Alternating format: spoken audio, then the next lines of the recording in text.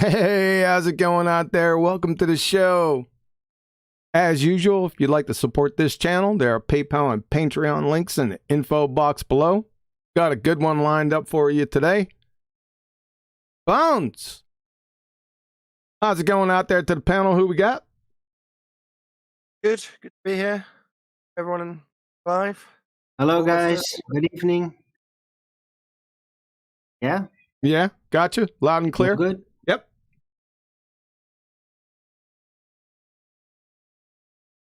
Ballbusters. You're welcome. How about me, boss? Oh, God. Oh, Neil, your sound is just great. I'm on the highway. I'm on the road trip. So I'll go on mute. Thank you.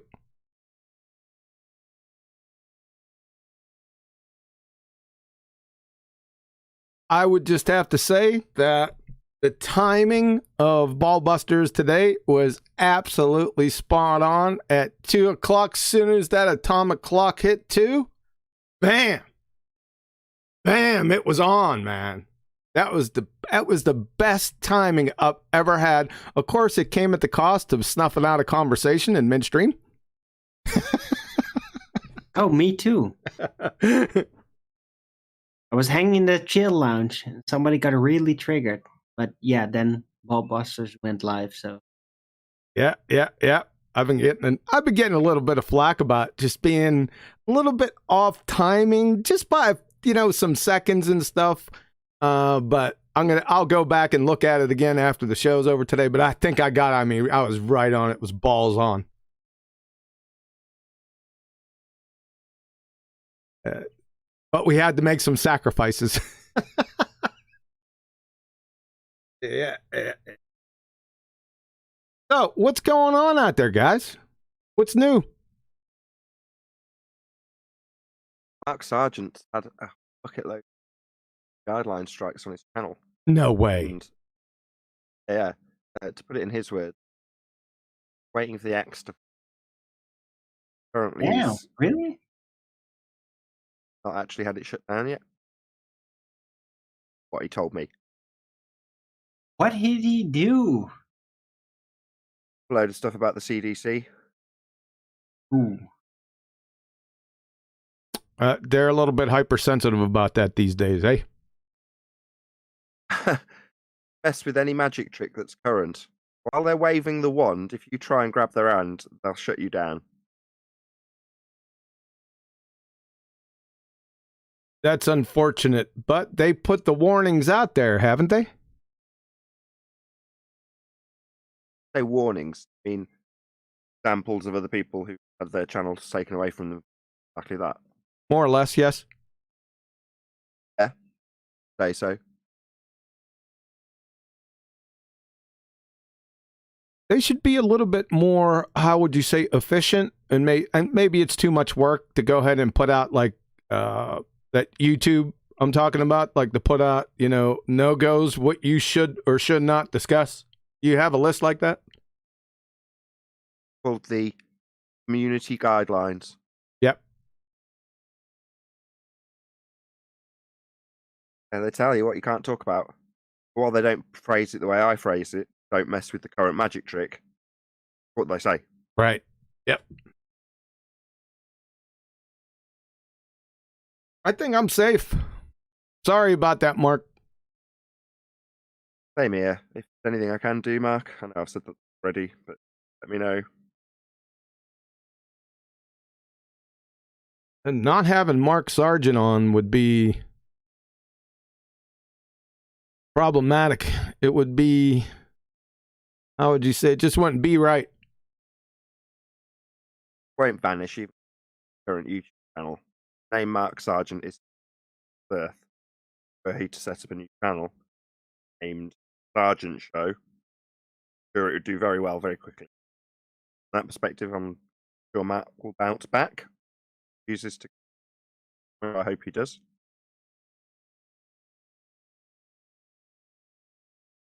And he said it was only a matter of time. He phrased it, I'm just waiting for the axe to fall. How he said it. I got you. Okay. Not good.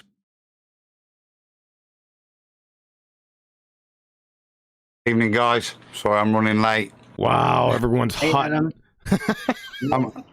I've had to be provider this evening, John. Marie's gone out, so I've had to do the tea for the kids, and the takeaway was late, so I apologise.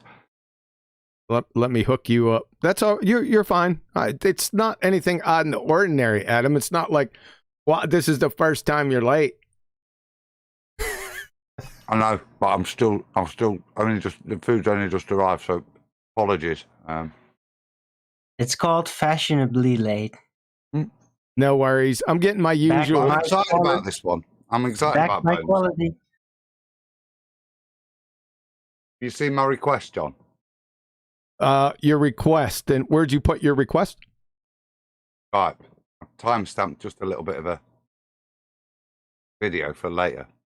Oh, no, I didn't see your request in Skype. No, and my policy is no playing videos. Except if they're mine. That's that ruined them. Yeah, because the last time I pulled that routine of playing one of your videos, guess what happened? Well, taking a wild stab in the dark, which is probably what you wanted to give me afterwards. A strike. I didn't get striked. I just got demonetized. Couldn't even mirror the one on BALLBUSTERS. Couldn't download it. It wouldn't allow me because it had music. Thanks, chocolate. Yeah. yes. Yeah. I was getting that feeling, but I said, okay, it's chocolate. It's Adam. What could go wrong? I still tell them to get lost, even if they're my friends. Get lost. I'm not playing it. No. I went against my policy. Yeah, Rob, I just got your message. Yep, Mike Discipline, I got you. I get my usual Rob Keen message. Hey, take me off mute. So you better be good. But back to the topic. Yeah, I come in and train wreck the whole show. Yeah. Right. It was so funny because as soon as you said, hey, I got that video for you and chocolates, and I had that immediate gut reaction. More or less, I hear Nathan in the back of my head saying, don't do it. Right. And I said, I might be able to get away with it. It seems that you guys have run this on your channels. Other people have run it, no problems. And it was almost immediate. Right. I get an immediate message. Demonetized video. Don't worry, it's not a copyright strike, but yeah, you're demonetized. Thanks, Adam. We should challenge that because when we first put it on my channel, it got the same thing, and I challenged it, and now it's back up and not. So we just challenge it, and I'll the fact that it comes from my channel. It's worth addressing. Great. That sounds like my idea of a great Sunday. That does right there. There you go. So something similar, if we could talk, it's shop talk a little bit, but it's sort of interesting. On the video, I'm not going to play the video. I'm going to play the audio later, but on, Miles and the fossilized brain tissue and stuff, I had some 60-minute interviews on there. And while I was making it, I said, I'll go ahead and I'm sure they're going to not monetize this video. I'll just take the hit. I really don't care because I want to get by with the substance of the video. And so I uploaded it, and wouldn't you know, you can't monetize this video. I just got the warning. I didn't get the whole spiel. So I said, yeah, I figured that. And I went and did something else, and I came back and I said, let me touch on this. I hit it, and it if you have a YouTube channel, you ever done this before, it has the section where there's the problem area. There's copyright. And I'm looking down, and it's later on in the video. I'm sitting there, wait a second. I thought this was going to be a 60 minutes issue, right? It wasn't. It was the applause sound effect. Somebody in China has a copyright on just general applause. That's what it was. I said, I was beside myself. I said, you got to be kidding me. So all I did is I just went back into the audio, deleted the applause, and just put another applause sound effect in. So that's how it went. A lot of people got a pretty good kick out of that one. It's a good thing I checked because I was just going to dismiss it and say, yeah, 60 minutes. Got it. I'll take the hit. But if I didn't look at it, right? You guys follow me? The version that we all mirrored, not the one with the strike then. I haven't had. No, I changed it before I uploaded because I uploaded the video 2 days before, right? But I didn't. You did it in the method that I said, so that if it has a problem, Yes. you can verify. Wait, gotcha. Yes. Yep. Are you on questionable ones now? I'll go ahead and upload them a couple days before. It doesn't matter. I could do it the day before. It's going to come with an immediate, right? It's going to say it's immediate. This video can't be monetized. So I was expecting it because of the 60 minutes, but like I said, it was general applause. I said, give me a break. It's just applause. How can you copyright applause? I don't know. Anything. Whatever they want. No. Yep. So yeah, you won't get any copyright. You're using it, so will other people be. That's why, and it can make them money. That's why. So general just read. Yeah, I think they got some. Yeah, I don't understand it, but I can understand how that could get caught up in the wash when it's ridiculous. I'm sure they got bigger fish to fry though. So is today's episode going to be about bones? Bones. The dinosaurs and how they were died? Yeah, they were died, weren't they? Yes, it is. Like I was talking about a few weeks before, I decided to camp out on topics. I think it's better that way. Seems like the uptake of information with some is a little difficult, and I can understand that. There's a lot of stuff going on, so I just decided to camp out on topics now. How you like that policy? Well, good. Thank you. Worries. Go ahead. It's all good. I said, don't worry about it. I like camping out on topics. Yeah. Let's do it. Come on. We are doing it. That's what this is. We're camping out on it. Got a quick question for you. Okay. If you've got a bone, don't say bones 5 times. If you've got a bone that was obviously at some point in an animal or living. Yeah. Yep. Same as a fossil. No. Nope. Bones are bones and fossils and fossils. Never the twain shall meet. What about when you have a bone to pick with somebody? Oh, here we go. Yeah. Well, you got to get to the marrow. Good point. Is that the end? Was that it for the question? It's just I was going to elaborate a little bit and start talking about the transition between the two, and think it to being a bit like phase changes and saying there's a grey area. Have you shoot me down just for fun? But I've decided again. Yeah, there isn't. Bones are bones, and like I said, fossils are fossils. Fossilization, secondary mineralization, and permineralization. That's where you get metals like silica, iron, other things replacing what was there initially. Right? Mineral replacement. That's what it is. Mineral replacement. Yes. Yep. I understood it as a kind of a flushing through process, the way it was described, as opposed to a crust formation.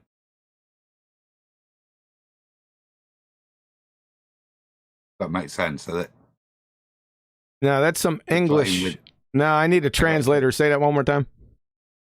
So there is some kind of mineralized tissue, the matter on the outside. Yeah? As soon as we get past that tiny little bit, I'm looking at some of Mary Schweitzer's excuses. But there's that initial bit which looks key, but as soon as we go past the small area, suddenly we've got this whole new explanation as to how and why it got there. From my understanding, initially, the way in which the fossil forms is a flushing through of all that matter as it and a replacement with minerals, Yes. not a crust formation, a protective egg. Oh, I see what you're saying. Yes. Your first one, the former, was correct. Right. So could potentially a piece of flesh in some circumstances be partially fossilized and part of it within the fossilization situation not fossil, still remain as it is? Would that be technically possible? I Can don't. answer that? Go ahead, Nathan. I'm going to say no, just based on the paradigm that QE is taking apart. Based on their timelines for fossilization to occur, I'm going to say no, just based on what they say fossilization is. It's too expensive for any living material to survive. Yeah. No. You may have part of the bone fossilized, right, and the other part of the bone not. Is that what you're trying to say? No, that's not what he's asking. He's asking Okay. if you can have half a bone, living tissue, normal, not living material that was once living, not decayed, half of it turned to rock. Speak. Half bone, half rock. That's what he's saying. Right. Yeah, it'd be hard pressed to find something like that. You might. I'm not saying you wouldn't find it, but what I'm saying is, based on what they say for holding when you hold a fossil, is not possible. Right. Because what I got out of it is that once some object is being subjected to a fossilization condition, then it all fossilizes, all of it. Like once that process engages, there's no reason for any of it to not fossilize.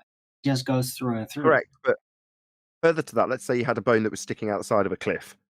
The conditions where the bone was buried were, along their description of what fossilization requires, conducive for half the bone that was underneath the ground, not sticking out, to fossilize.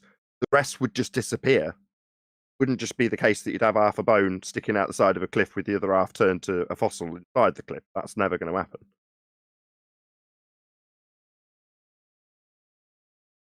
Well, that would be very weird circumstances, and yeah, it would have had to been extremely rapid petrification, like really standing in a puddle and suddenly your foot just turns to stone or something, right?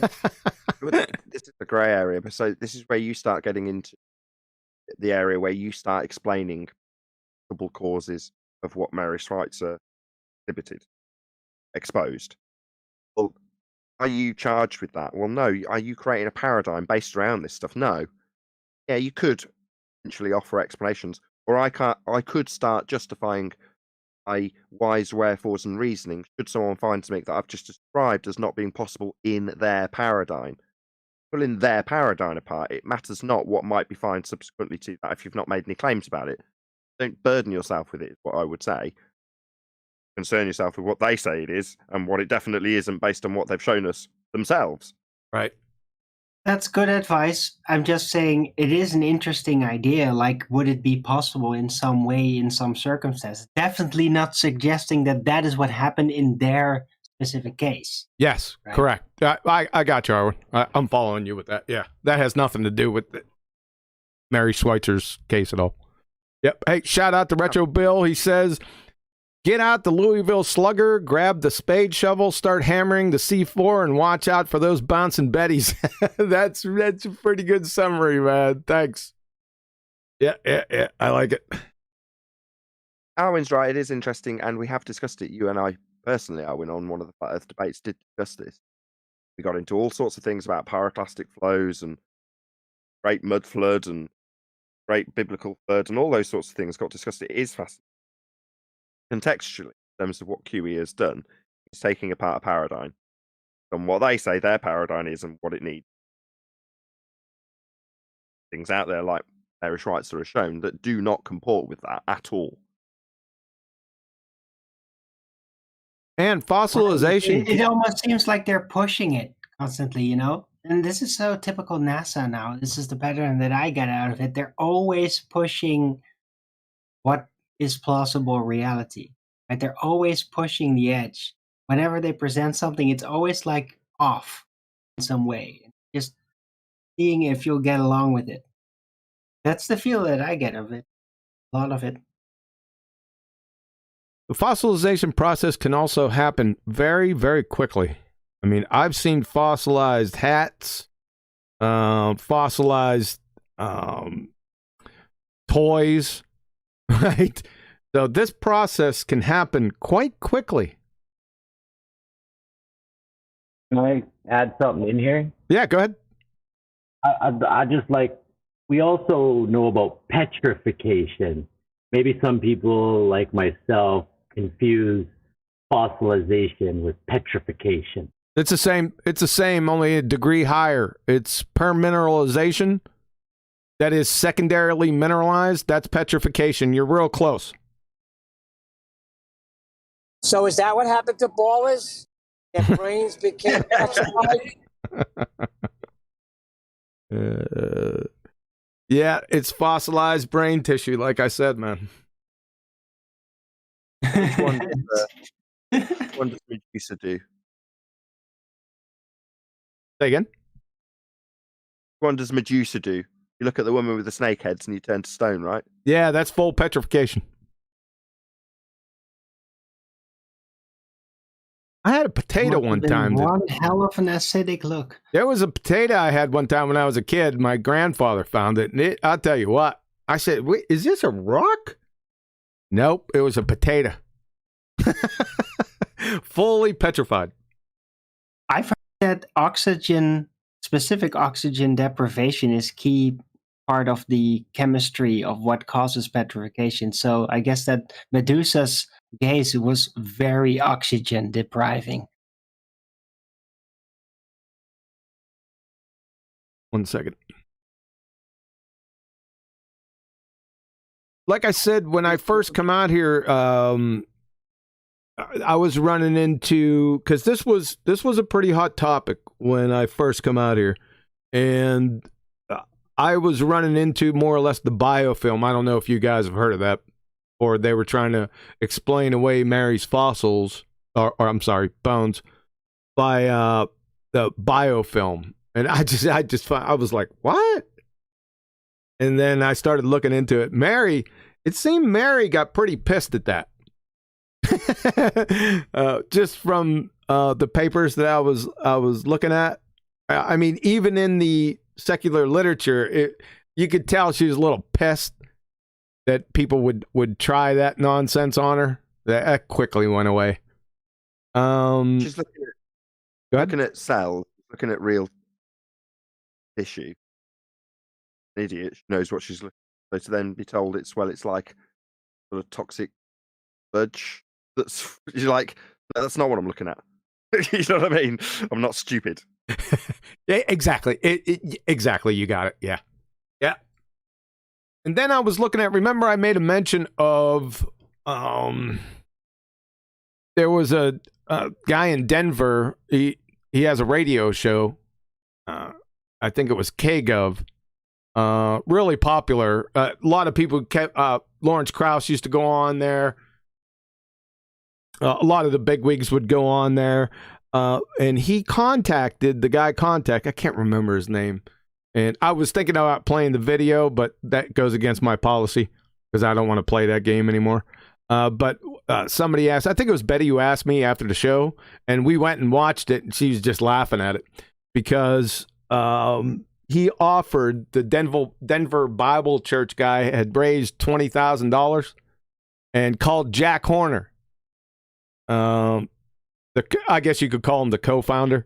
And he was on a telephone conversation. And he said, the Denver Bible guy was just, I'm going to give you this grant. We're going to write up the paperwork and we're just going to send you $20,000.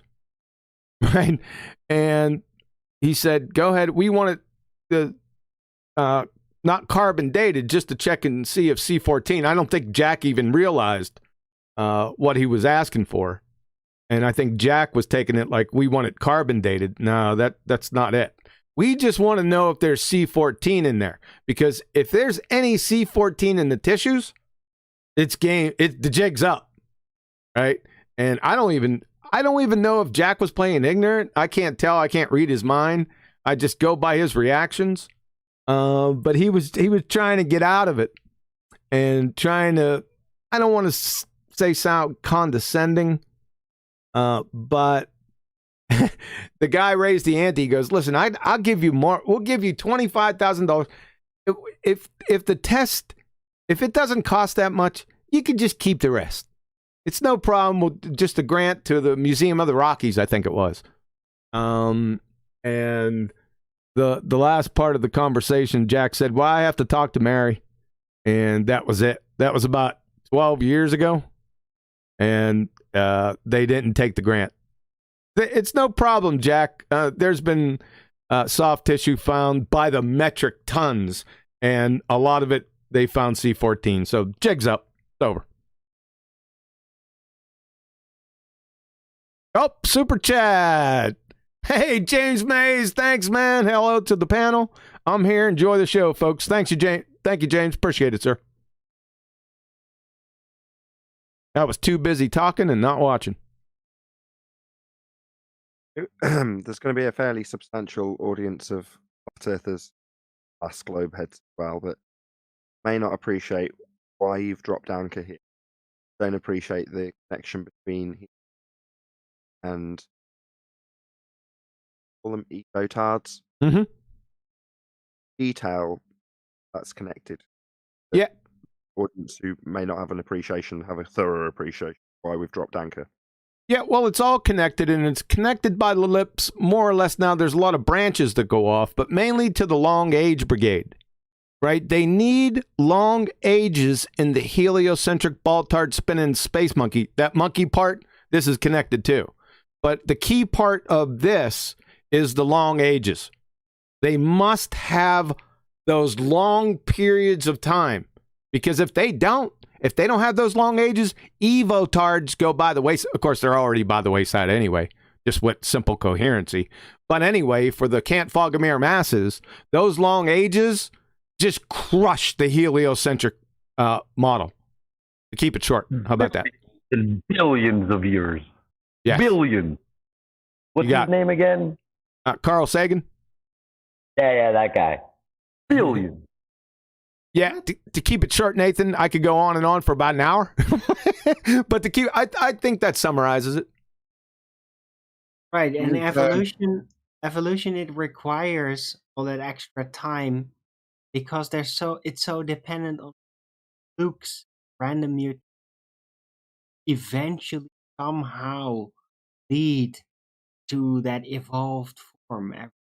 So many different evolutions. That's why they need virtually that insane amount. Evolution, what's that? Null sequence specified complexity. No, they think they need that amount of time for their fairy tale story. In actuality, the long ages goes against their story in a twisted fate of irony. I got one more. What's that? The problem is a lot of these people don't understand the difference between evolution and adaptation. Oh, here we go. Evolution? Well, you'd have to define evolution first, right? No, I agree, but they think that adaptation is evolution. I don't know what they think. Who are they? You're missing what he's saying. What's evolution? You're evotard. Adaptation. Adaptation is a change within the gene spectrum. Just adaptation. Within nothing changes, right? Evolution is supposed to be a transition between one species and Oh, no, it's not. Citation, please. No, it's not. Soon as you conjure up species, the taxonomic classification system, your whole point's crushed. What? My point? No. Just trying to lay out the model of what they think it's like. Yeah, to be honest, I think Arwen's on the right track. No, he's on the wrong track. He's off the track. He's going to crash into another train. See what Kiwi's saying. Neil's picked up on. Sorry, Neil. I'll just repeat. If you've got something that you can't define in the first instance, say, trying to say that something else, I'm not even going to give a different comparison. Can't you define or compare something that is undefined in the first place? Can't say, this is what evolution is. They think this other thing is actually what evolution is. Can't do that because we can't define what evolution is. Then go on to expand that into saying that try and define something within the taxonomic classification system, working outside the boundaries of that convention, just a way of describing things, putting them into categories. When you start in concepts that are beyond that labeling structure, that is to say that one labeled structure, labeled group of things, fish, turned into this other labeled group of things I'm going to call amphibians. That is working beyond the lines of what a classification, what species gives you, a classification, a way of naming things. You can't derive those other concepts from them. If you haven't got a definition, just to get back to the original point that Neil was getting frustrated over, me too, to be honest, don't know what the first thing is, can't then start saying, well, you can't compare it to that first thing, space evolution, because you can't define it in the first place to compare it. Yep. Well, I could compare it to something, not in gravity. Very comparable to gravity because he defined have their own idea, outdated idea. Right? When there's official altered versions of it, so that those mistakes happen. Gravity is evolution sounds very much like gravity. Yeah, but those are defined. What's that? Just one second. With both, you'd ask the same question.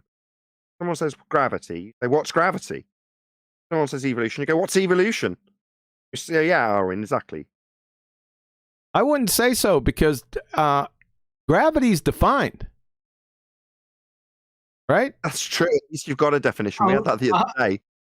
Yep. Only conceptually. No, but it's still defined. No. You could go get it. It's still defined, either Newtonian or I shouldn't, like I said, I should go back on the Newtonian thing. It's Reverend John Michel Cavendish C.V. Boyce. That's defined, right? So is space-time. Now, they're corrupted, but at least they're defined. Follow? Well, the globe tab we had on the other day used that corruption to say we don't know what gravity is. Like, we do, you don't. We absolutely do, because it is defined, and we can define it. I mean, as you say, correct, it's corrupted, it's garbage, it's nonsense, pseudo for space. Doesn't mean you can't look it up and actually say, this is what it is. Right.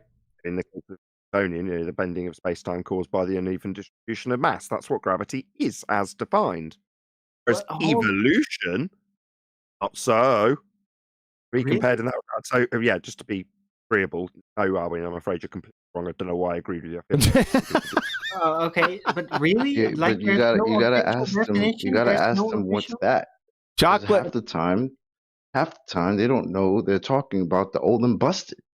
Yeah. You gotta ask them what it is so they can tell you at least which one we're talking about. Hey, welcome to the show, Chocolate. Sorry, guys. Welcome to the show, Chocolate. Sorry, I just spotted you in there, and you just trounced all over Arwen. Loved it, man. Yep. That's right. What's up, guys? What's up, man? What's up, James Mays? He's on the board too. It's the first time you've been in here a while, James. Cool. Good to have you.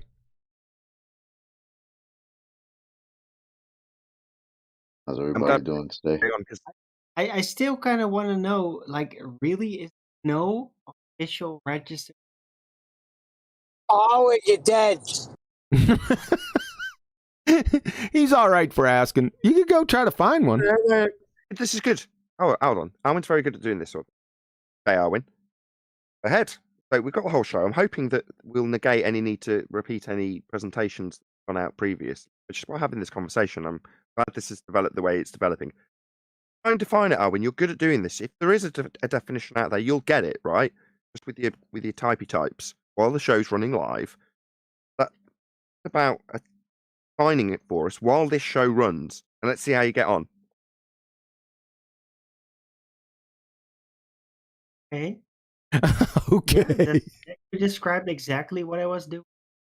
with your No, typey no. types. With your Yeah. typey types. Well, what I knew that's comes what up you were is doing. like a undefined source in biology, evolution, good shape, a species, Can't and do it. relies on the process of natural. The theory of evolution made it gradually change. Are you done? How many times you Yeah. say species? Twice. Yeah. Bye. So, just so we can expand on this, don't everyone jump in. It's already been said, but it's worth repeating. This is the taxonomic classification system, an arbitrary assigning of labels to certain groups. Who decides what groups? Well, I decide. I'm going to decide this is in a group with that. That, even though it looks a lot like that, isn't in the same group because I say so. Arbitrary. As soon as you, that's fine. There's nothing wrong with that. Just make that clear. Nothing wrong with grouping things together to make them easier to understand or describe to other people. No problem with that. Until you go outside the boundaries, that convention. Start saying, this group I've arbitrarily assigned 30 million years ago developed from that other group that didn't develop. No.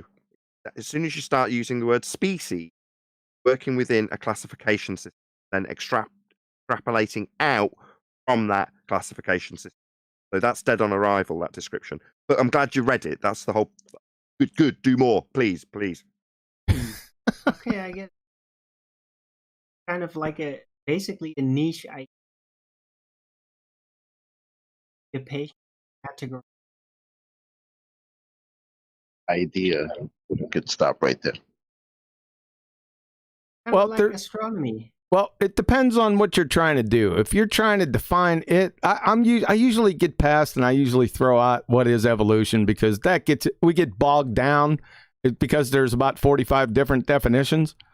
I usually just go right to give me the scientific theory of evolution. That usually stops everything in its tracks. Perfect.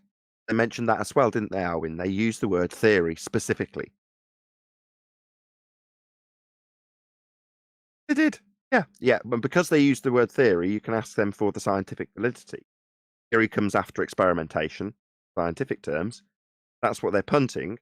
Empirical evidence, evolution, whatever that is. They've got to have the theory that they say in that description. So what is theory? Well, you're never going to do it, are you? You're starting with a classification system. So this is, as I say, dead on arrival. True, but I wasn't technically. Because that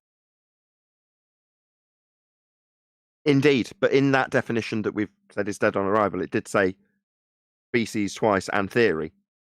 That definition. definitely.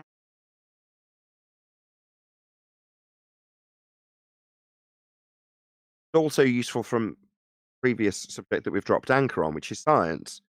Now, it's a double-edged sword when you use it or invoke the word of science, as has been done in this description. Make your reader under the misapprehension that you have scientific validity, right? It conjures that idea when you use that word in this description, theory. That's great in the short term when you're trying to convince somebody that it's more legitimate than it actually is. Also gives us a very useful shortcut. QE's point, I'm leading back in for here, QE. Brains and you've got a very useful shortcut to say, oh, it's one of those alarm bell words. Theory? Oh, yeah. So the science for this, what is it?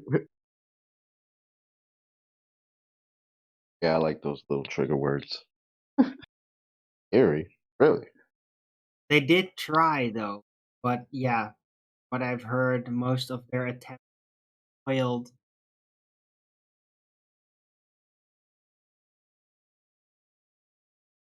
That Can they proof even get never past the came first through. step? Nope. I was going to Oops. exactly. Have they even got a phenomena to study? No, they're trying to validate extrapolation from a classification system. What phenomena? The one you said happened 93 million years ago? Oh, wow, that sounds studyable. An assumption based on a classification system. And at the heart, a reification fallacy. All of it's fallacious, right? All of it. But a reification fallacy, a model that's been turned into a reality. And what do you mean? How are they? What are they reifying? Yeah, natural selection. Nature doesn't select. That's a pathetic fallacy. Only sentient beings can select or have choice constraints. Nature doesn't select anything. It's exactly a pathetic. It's quite pathetic, but it is also a pathetic fallacy. So when they use stuff like the Darwin Awards, say that selection of this complete idiot jumping off a bridge without his official bungee cord and a piece of rope, that type of natural selection, what they're saying is nature weeding out the idiot. No, I think natural, that... Go ahead. Natural selection bit, there's a lot of this supposition in there. Natural selection implying that things mutate for benefit. Now, use the word experiment because they're not, but in terms of biological stuff, that's the only thing we've got, which is kind of in the time scales of humanity, is looking at fruit flies. Can't look at whales evolve or that the claim of that or anything. We can look at fruit flies and watch them breed and mutate. And as I'm aware, not been one mutation ever that improves on that perfect design of the fruit fly. Nothing ever following the natural selection method that it could turn into would allow it to be a transitionary fruit fly on its way to becoming a giraffe. You're talking about selection as you're talking about Drosophila. Yeah. Yeah, right. It had legs. Flies. It had legs and stuff coming out of its eyes. That's all you get. It's sophisticated flies. No genetic improvement on that perfect design that already exists. Nothing good comes of it in terms of anything that's going to change it. Mutation, observational point of view, is a bad thing. Yes, and Ernst Mayr he laughed at Drosophila. I could hear it. I can hear him laughing in his assessment. It has a lot to do with homeobox genes. We don't want to go down that road today, but it's a train wreck of epic proportions. And that's another mechanism, by the way, because you just substituted, so you had natural selection, and then I was trying to get, this is a full nother story. I'm not even going to go down this road, but you combined mechanisms, right? Natural selection and what? Yeah. Guess what that's called?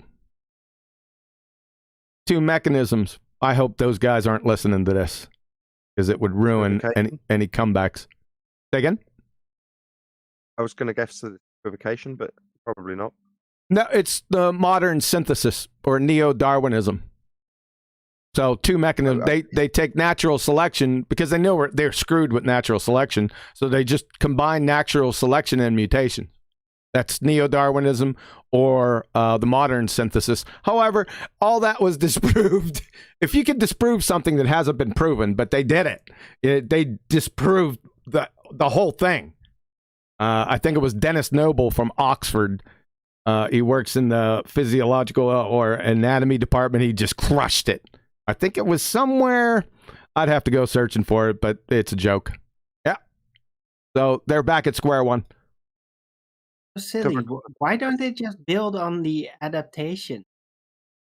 Don't they just suggest that because of adaptation that it could range beyond the normal spectrum? Genetics.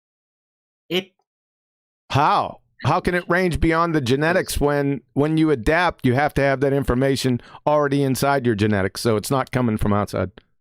Well, that's the mystery, Well, isn't it? If you're adapting, you already can do it. Exactly. You're not changing in any way. That's the whole point of that evolution crap. Once more. I think the So the two- Saiyan race disagrees I'm with you. definitely not going to ever get this point through. You. Those were the two things I wanted to cover with Adam, but we're getting further and further away from it. First thing, was there any improvement when you describe mutation? Now, that's already been covered. You've said about eyes growing out, eggs growing out of eyes and stuff. Brings the second point, which is extremely interesting to me, which is what Adam described in the fruit fly itself. Right? Can't improve upon perfection. Now, what is perfection? It is perfectly designed to do the task that it's designed to do. Case of fruit fly. Can't get any better. Now, the idea, I want to hopefully move us on to the sandcastle functional specified complexity. So we're talking about a sandcastle here. We're back to we've already got to have this idea that isn't defined correctly of evolution in the first place. These perfect sandcastles developed out of nothing. Then someone coming along and going, you know what? That's not quite perfect. You just do with a bit of a conservatory and maybe a few more flagpoles. This perfectly designed, perfectly efficient fortress that's emerged out of the sand by pure chance.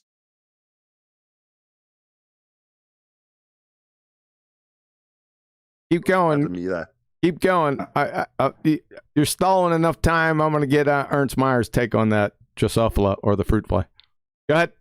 I wanted Adam to comment on the perfection part of it. Well, but that's why I said it. There's not a thing out there that doesn't do what it says on the tin. They're all that's not to disparage some of the Darwinian observations of different finches. At no point did I see a finch from one island with a certain beak in transition. They just are these things. Whether it's morphic fields, that relevance plays out those genes that are already there so that the creature is relevant to its environment. So that's passed through experiencing DNA from the parents on creation, or whether there are greater things morphically that encode all that. But basically, all of that is there. All of the information, shape of those beaks, is in both of the birds. So you're they're basing their whole philosophy on some friggin' idiot's take on honey creeper beaks. But within the DNA of one bird is the capability for it to look like the other bird. Sure. It's not a different bird, just the way in which the genes have rendered. Yeah. Just like, all your kids, you have two sons, don't look the same. Hey, I got you. Hey, Tony Wickham. Sorry, sir. I didn't want to interrupt the conversation. Thanks. Kill the bones paradigm, QE. It's a joke and fallacious. Yeah, I will here in a few minutes. We have some other business to attend to, but thanks a lot, Tony. You stalled long enough for me to find it. So, back to the fruit fly or Drosophila. And we got Ernst Mayr, Professor Ernst Mayr. He's the greatest living evolutionary biologist by Stephen Jay Gould. This is what he has to say. The occurrence of genetic monstrosities by mutation, for instance, the homeoetic mutant Drosophila, is well substantiated, but they are such evident freaks that these monsters can be designated only as hopeless. They are so utterly unbalanced that they would not have the slightest chance of escaping elimination through stabilizing selection. Giving a thrush of wings of a falcon does not make it a better flyer. Indeed, having all the other equipment of a thrush, it would probably hardly be able to fly at all. It is a general rule of which every geneticist and breeder can give numerous examples that the more drastically a mutation affects the phenotype, the more likely it is to reduce fitness. To believe that such a drastic mutation would produce a viable new type capable of occupying a new adaptive zone is equivalent to believing in miracles. End of citation. Ernst Mayr, Population, Species, and Evolution, page 253. Thanks. That's exactly what I meant to say. Yeah, in short, what you see is defects emerge. You don't see is human being sprouting that really useful third arm, an extra opposable thumb at the end of an appendage. You know, that doesn't happen. Or even like Billy Whiz with hips, that means his legs can spin round so he can run twice as fast to catch prey faster. None of that, is there? No. Not even little mutations where you've got super thighs. No, there's nothing. It's just very slight phenotype variations. Yes. Within expressions, yeah. Yep. And there's variance in that, but there's nothing outside of the predefined abilities that's of any benefit. Yeah. Well, So there you are do see people. You do see. So outside of that, you do see mutations, but as the quote says, none of them are of any value or use. They're always, Deleterious. selection point of view, Right. inferior. right. Yeah, like because I have seen like foot that have like reversed legs, both legs, really weird, and they can still move around with that, but yeah, not as eloquently. None of them end up like superpowers, like mutants. Yeah. Why don't we have Right. mutants running around? That's the lie, isn't it? The X-Men idea of mutation. You'll go from a normal person to having a genetic mutation that will be able to breathe fire or something that's exceptionally useful for whatever reason. Reality is those genetic mutations go the opposite direction, and defects, what they're trying to believe when they take two groups, classified species, say one is a lesser form of that one. No, it isn't. It's still perfectly adapted to do what it does. No, that's a lesser species, and this is the greater species. And they never provide the in-between, the missing link between the two arbitrarily assigned classified species. They show you an in-between stage, but they can show you that things get worse when they mutate. Therefore, because things get worse when there's a genetic mutation, eventually they'll become Superman. No. Hey, ironically, look at the thumbnail up on the show right now. It has evolution up there. That is so funny. I didn't plan that. You know what we're doing right now? We're begging the question fallacy like 6 steps down from the river because they haven't defined it yet. We're talking about mutations. Yeah, I entertain it, right? But mutations require genes. Where'd you get genes at naturally? That's what. Information. Yeah, that's another facet. You're absolutely on top of this, right? But I'm just talking biochemically speaking. Where did you get the substance? We'll get the information down the line. That's the real killer. But this is also a dead-on arrival scenario. You don't even have to go to information because biochemically speaking, you're not getting genes naturally. There's no chance. Let's have a go at this. Right. Let me tell you a little story. Primordial and electricity making this complex. We're trying to make again. What's the soup consist of? I've forgotten what I'm trying to make in this ingredient. You're trying to make. You're trying to make genes, right? You're trying to. Right. We got complex proteins first. Right. Before you get complex genes. proteins. Exactly. Whoa. No. Complex proteins? You're talking about functional biological proteins? Nah, genes first, brother. Well, that's the methodology to make them, John. Active Because RNA. they're not energetically favorable. Exactly. Can you summarize it? Let's summarize it real quick. It's all at the heart. Second law of thermodynamics violation. Everything. They're all uphill reactions. Hence the lightning strike on a primordial soup. That's the thing that's supposed to give the violation apologetic. Thing that's supposed to be the spark of the thing that otherwise doesn't happen due to the way chemical reactions happen, energy transfer. Yeah, we talked about that lightning bolt before, haven't we? I've seen it on like a Jacob's ladder, and then he lifts the sewn together corpses to the top of the tower, and lightning strikes and get the monster. Where did the lightning come? Oh, geez. Hey, thanks. Shout out to Unitox Vemu, Sasha. Two of them, we have mutants and a vacuum. Yeah, nice play. Obviously, information always comes from nothing. Yeah, obviously. Thanks, Sasha. Appreciate it. Yeah, like I was saying, we go ahead, Nathan. I'm going to ask if we were going to cover functional specified complexity. That was something that never broached this subject with my wife. Obviously, it got fairly complex fairly quickly. I used that sandcastle example. It drew a swift close to the conversation, going from completely disagreeing with me to completely agreeing with me, just with that one example. Say that one more time, Nathan. I'm getting pestered.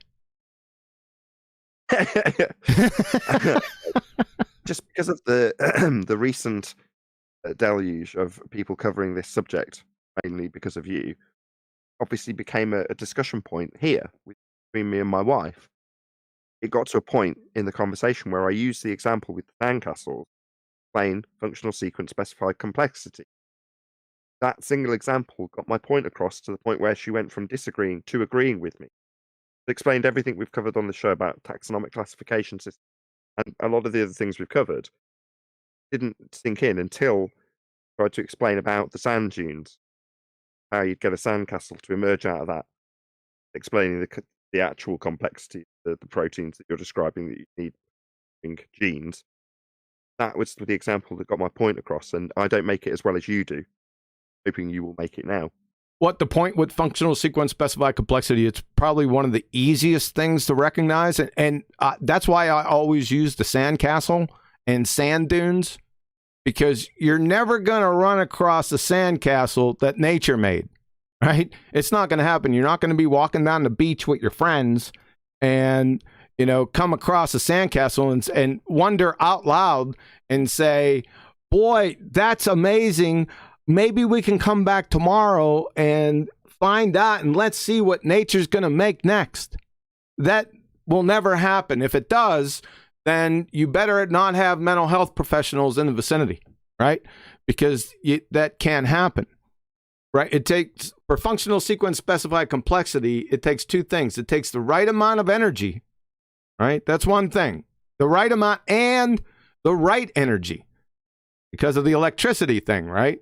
You can have all the energy in the world, but it'd be like a bull in a china shop, right? And then you have, I'm getting feedback bad. Then you have the information, right?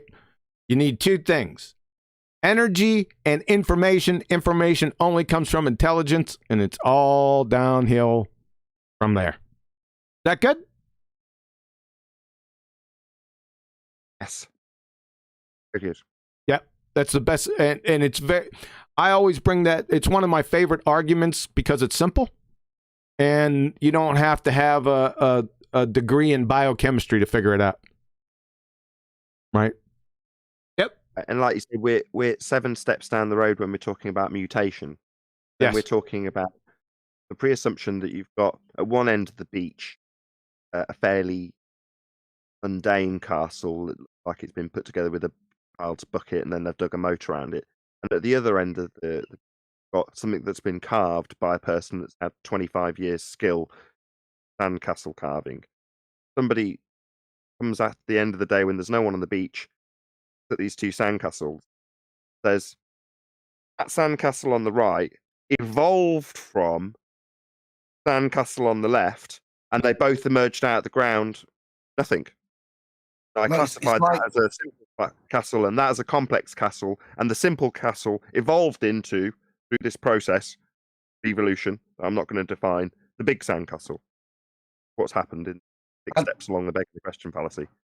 No, Nathan, it's more profound than that. It's like, is that sandcastle however it got there, and then a wave washes up, and then as it washes back, that conservatory you talked about earlier has been perfectly built as well. Shout out to Chris Yeah. Chator. 1 second. Shout out Chris Chator's Fight the Good Fight. No space helmets required. Just hit that thumbs up button below. And thanks for the support. Appreciate it, Chris. I like your analogy better. So you've got your simple sandcastle on the beach. Someone says, "Yeah, that's going to evolve. It's just a question of time." Me? Yeah, watch. We'll sit here and watch. And a wave laps over the whole sandcastle, and like you say, as it recedes, it's got an extra story, got a bigger moat, got a little boathouse. Yeah, but it does change it though, right? That's The the reality is, biological reality of the let's claim. answer Neil. Yes, it does get different when the wave crashes over it. It doesn't improve it, Neil. It doesn't get a conservatory or a second story. Correct. Washes a bit away. And change is too That ambiguous, seems man. like it would be entropy, like decreasing. That doesn't seem like it would be possible to happen in that scenario. Exactly.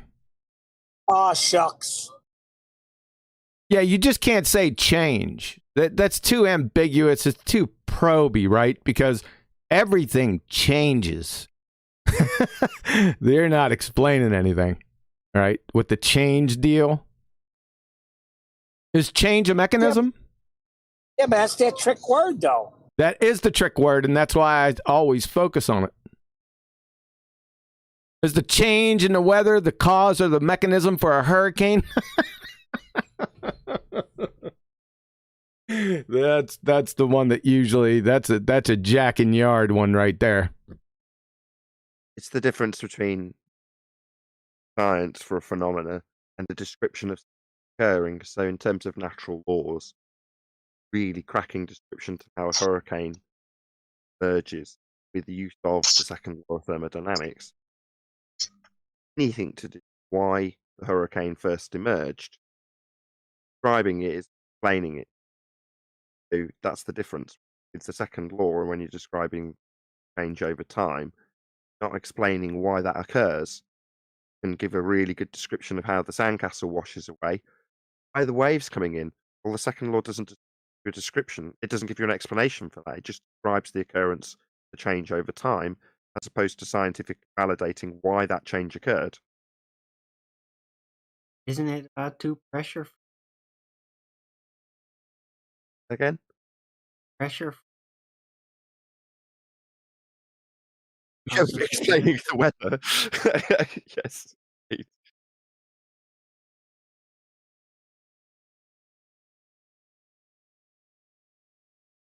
All right, come on. I got a banana. You guys are letting me down. All right. I can feel it. I think we built the Arwen ages ago when we were talking about dinosaurs. You kind of mentioned about the issue they've got in terms of dating. They've got to kind of crowbar it in. And the thing with all this tissue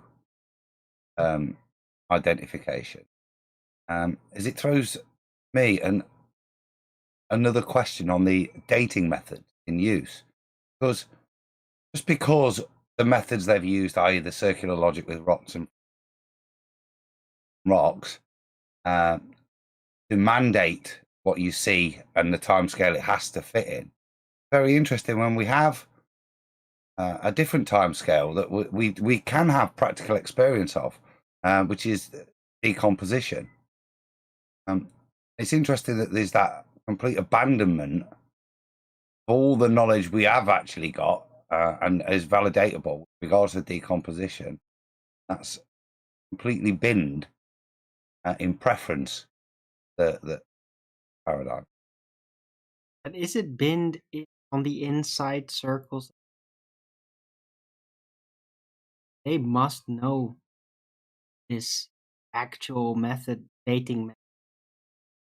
They must know it. Otherwise, they wouldn't be knowing what they're. You need to know the real thing in order to lay down some cover story.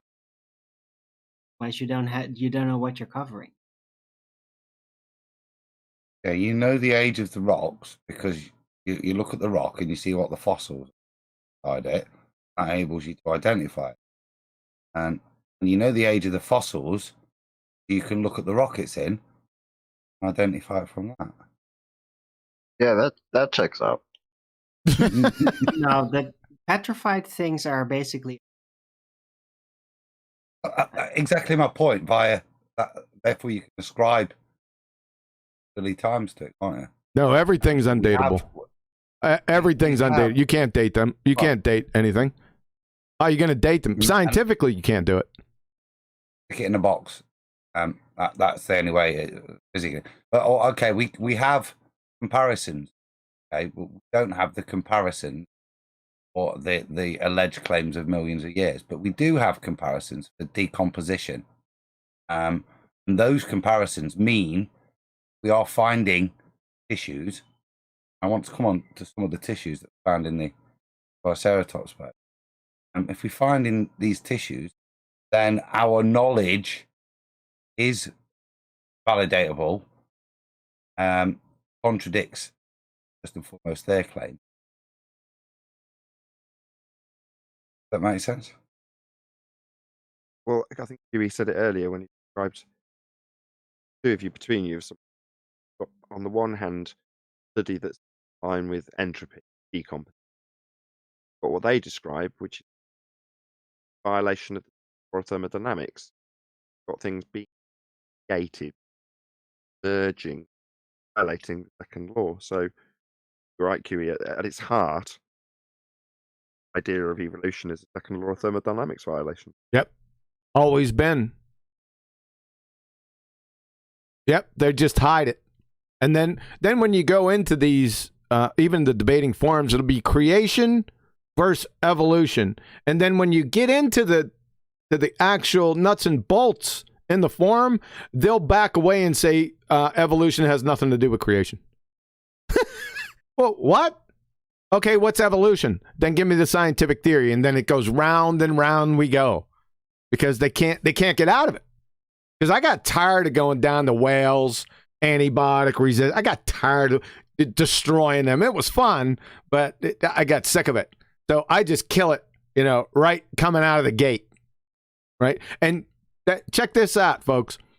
If you hear anyone talking about evolution, or if you listen to an evolutionary debate, they always start with the evidence. They will never, ever start with what it is and the scientific theory. You think I'm kidding? Go back and listen to people talking about this. They always start with evidence. Well, you don't do that.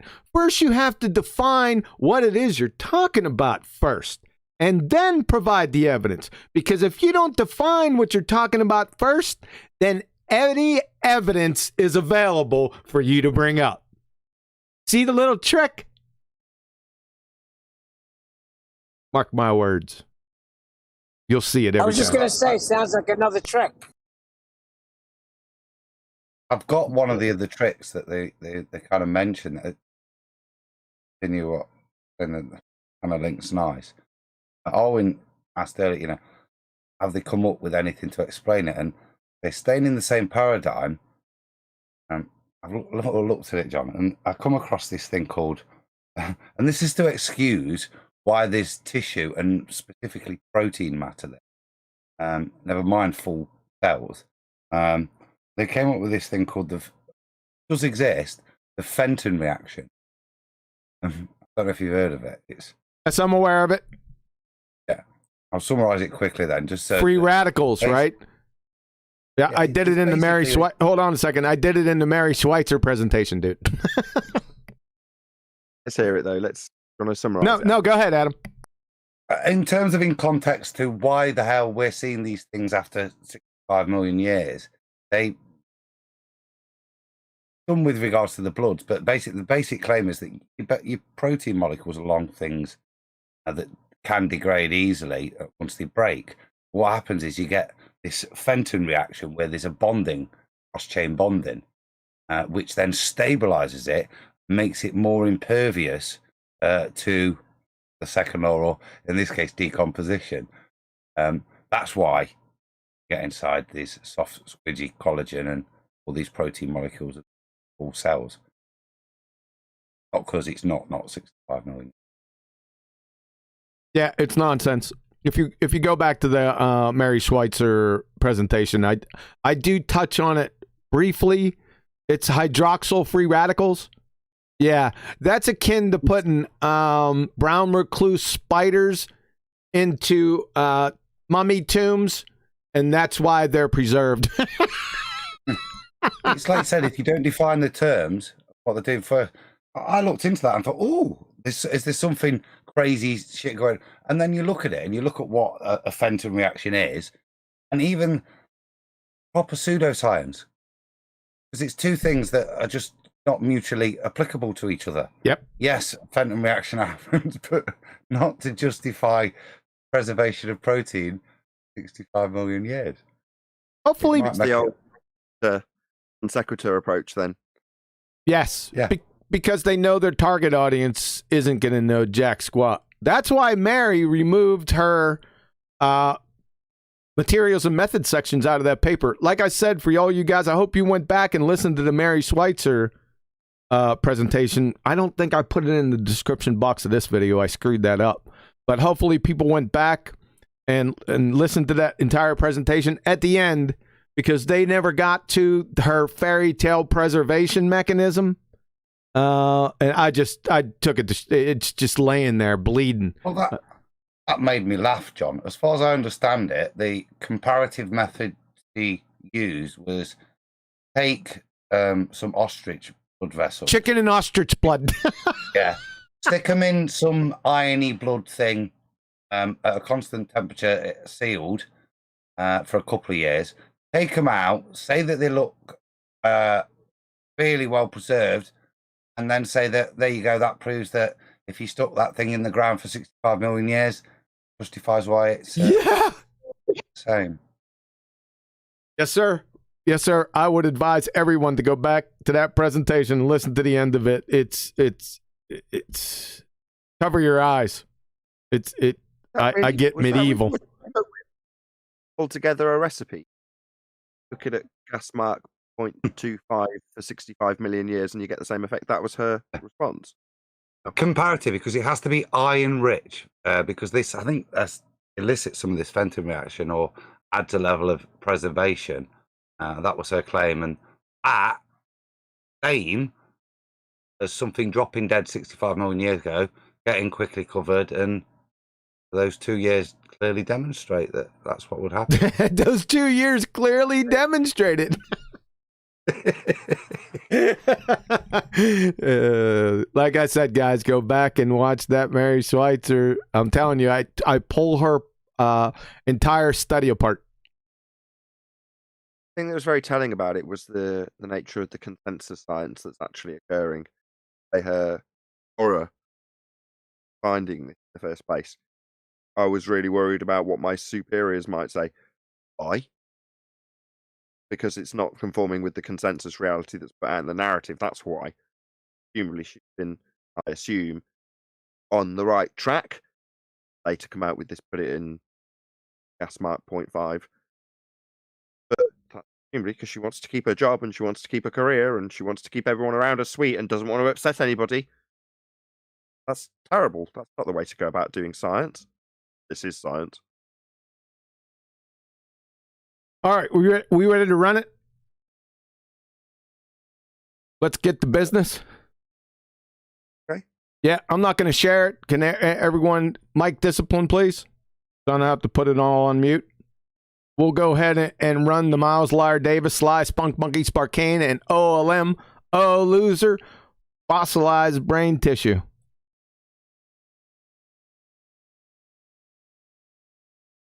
Bones.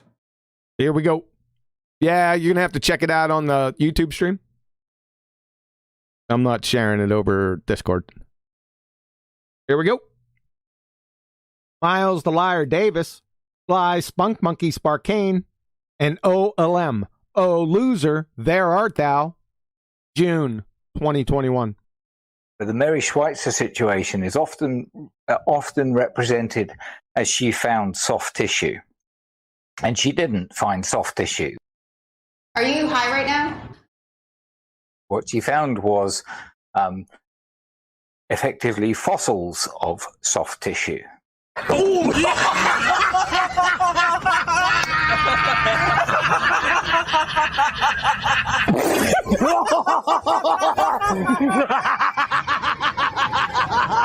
Are you serious? Are you? Fossilized soft tissue, eh? That doesn't exist. It's a contradiction in terms. You dumbass cracker. What's Mary gonna find next? Married bachelors, achromatic rainbows, bright darkness, perhaps? How about the pinnacle of oxymorons? Ball-tard intelligence. A Nobel Prize is awaiting. Nut.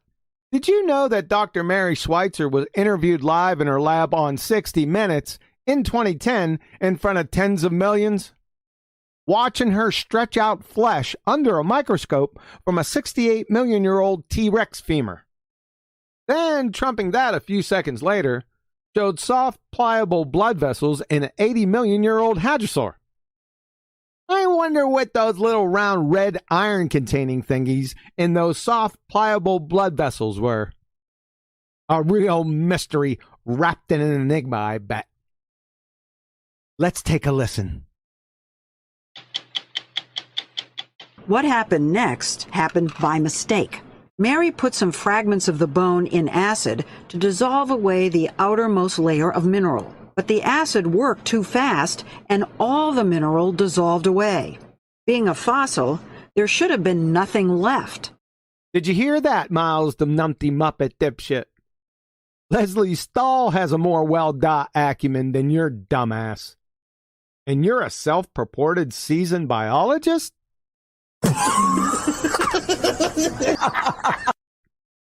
But there was, and it was elastic. Elastic? So according to Miles the moron here, these are elastic fossils. Like living tissue. This is the piece. No. She showed us video she took under the microscope. That's really what happened? Yes. That's the dinosaur bone? Did you hear that, moron? He said dinosaur bone, not fossil. You bumbling, ball-tard bonehead. Without mineral now. That's what was left. It looked like the soft tissue she would have expected to find if it had been modern bone. uh-oh! This was impossible. This bone was 68 million years old. So you see this and you think, what? Shitstorm. Because the Evotard's dumbasses are in a sling. As if they weren't already. By one of their own high priestesses. You say, I didn't want to tell anybody. You'd be ridiculed, Yes. right? And so I said to my technician, okay, do it again. I don't believe it. And yet, in sample after sample, they were there. Things that looked suspiciously like flexible, transparent blood vessels. Say what? She finally mustered the courage to tell Jack. Then she dissolved the bone away. Dissolved what away, Jack? The bone away. Bone. The bone away. The bone away. Bone. The bone away. I thought you said that. Let's continue. And there were blood vessels, and I was like shocked. I mean, How could that be? How could that be? That's right. A real mystery wrapped in an Evotard enigma, eh?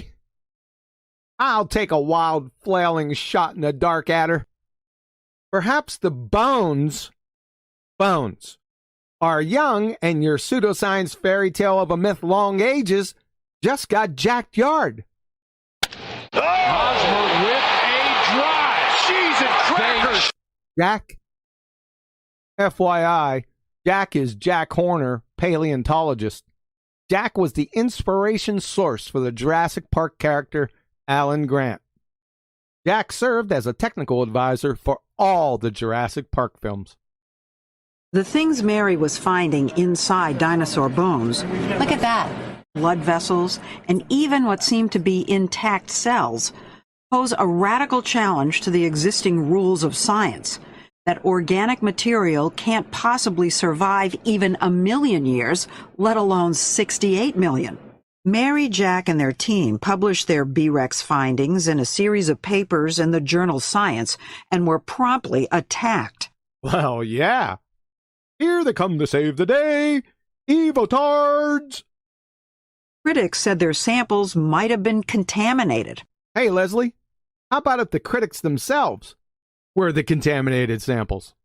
Or that the supposed blood vessels were actually something called biofilm, a type of slime.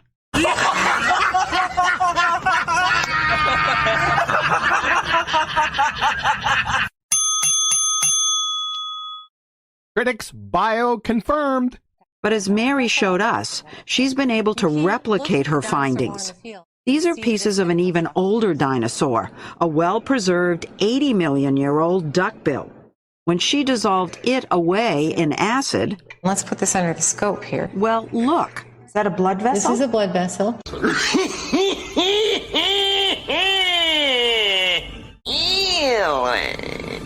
You see the branches right there? And look at all of them. And it's so consistent over and over and over again. We do this bone. Bone. We do this bone. Bone. The bone away. The bone away. Bone. We do this bone. Just making sure. She doesn't claim that her fossils are young. Oh, shit. Here we go again. They're not fossils, you mouth-breathing, knuckle-dragging window licker. They're bone. We do this bone. Bone. The bone away. The bone away. This bone was 68 million years old. Bone. We do this bone. The things Mary was finding inside dinosaur bones... Look at that. Bone. We do this bone. Bone. The bone away. The bone away. This bone was 68 million years old. You get it, Sassenach. And we don't much care for what she claims. Only what she can scientifically validate. We want to see her scientifically confirm the dating game. Should have better luck sprouting Japanese maples from her armpits.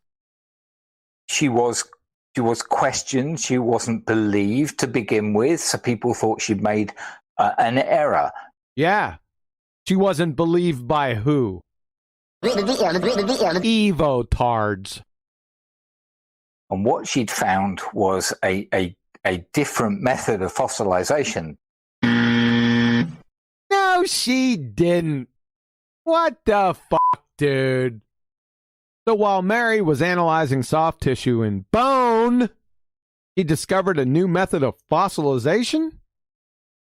This is akin to Louis Pasteur finding a different method of nylon production in his work with wine and milk, for f***'s sake. This clown is just making shit up on the fly, with his continued clumsy greasing of the numpty dipshit skids campaign for his fossilized soft tissue train wreck of a dumpster fire. That wasn't what people had known about before, and allowed for the preservation of soft tissue in a fossilized form.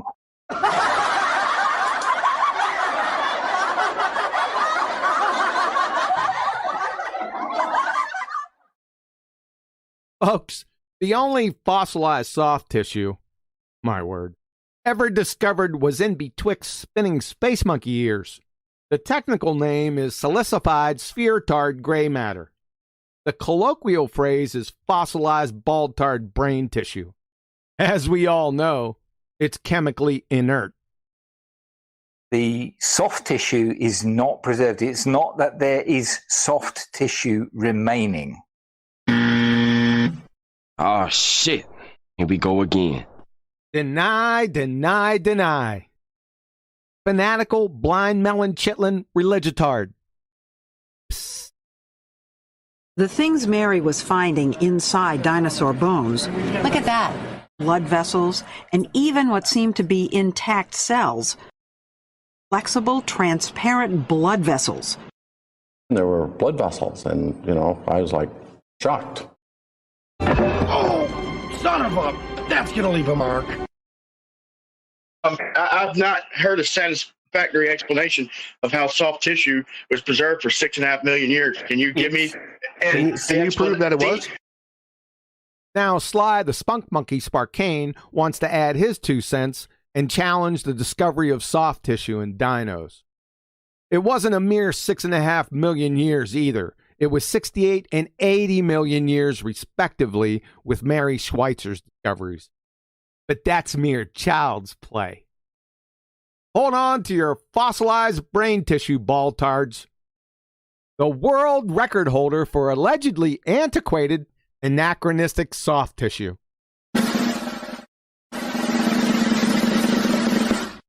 550-million-year-old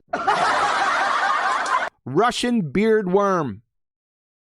From Mcdolsky, Westall, Foucher. Microstructure and biogeochemistry of the organically preserved Ediacaran Metazoan Sabalidites. Journal of Paleontology, 2014. The Sabalidites' organic body is preserved without permineralization. Minerals have not replicated any part of the soft tissue, and the carbonaceous material of the wall is primary, preserving the original layering of the wall, its texture, and fabrics. Turn out the lights, the party's over. They say that all good things must end. Call it a night. The party's over. In January 2017, Dr. Mary Schweitzer showed up on Steve McClone of the Clan McClown's Great Debate Show, for a Q&A. I took that interview and publicly deconstructed every single claim Mary and all the brain-dead panel evotards made. That, and I don't know how you could characterize it any other way, comprehensive thrashing was sent directly to Dr. Mary Schweitzer at North Carolina State University. He didn't and has never responded, and hasn't appeared personally on YouTube since. That video is in the description box underneath this video. Has anybody found soft tissue, okay, from dinosaur fossils? Has anybody found it? Okay, I want to hear everybody say that. Just come on. I want everybody at least give an opinion. Have they found anybody in the world, have they found soft tissue in dinosaur fossils? Preserved soft tissue. Soft tissue there. So, correct. Has anybody ever found dinosaur? Just a yes or a no. Let everybody answer real quick, Miles. Then go on. Has anybody found dinosaur bones? The answer is no. Oh, shit. Here we go again. Their bone. They do this bone.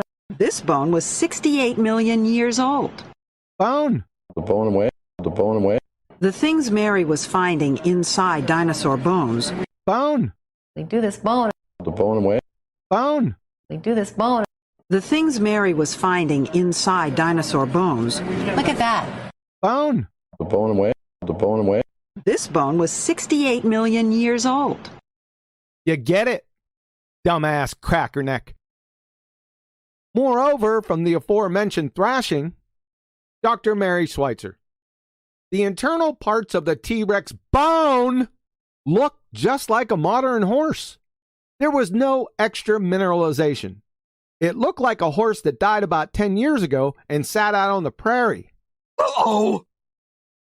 Again, Mary Schweitzer, if you look at the bones of these dinosaurs under the microscope, they look just like your bone. Uh-oh. Mary Schweitzer, if I show you a 2-medicine formation bone, Brachiolephosaurus, it's from a different part of Montana. You will see that bone completely secondarily mineralized. That bone represents fossilized bone. In that sense, our T-Rex was not. There was no secondary mineralization. It was lacy, light, and unaltered. I could hold a piece of it in my hand, put it against a bone from a horse, and you couldn't tell the difference. It was weird.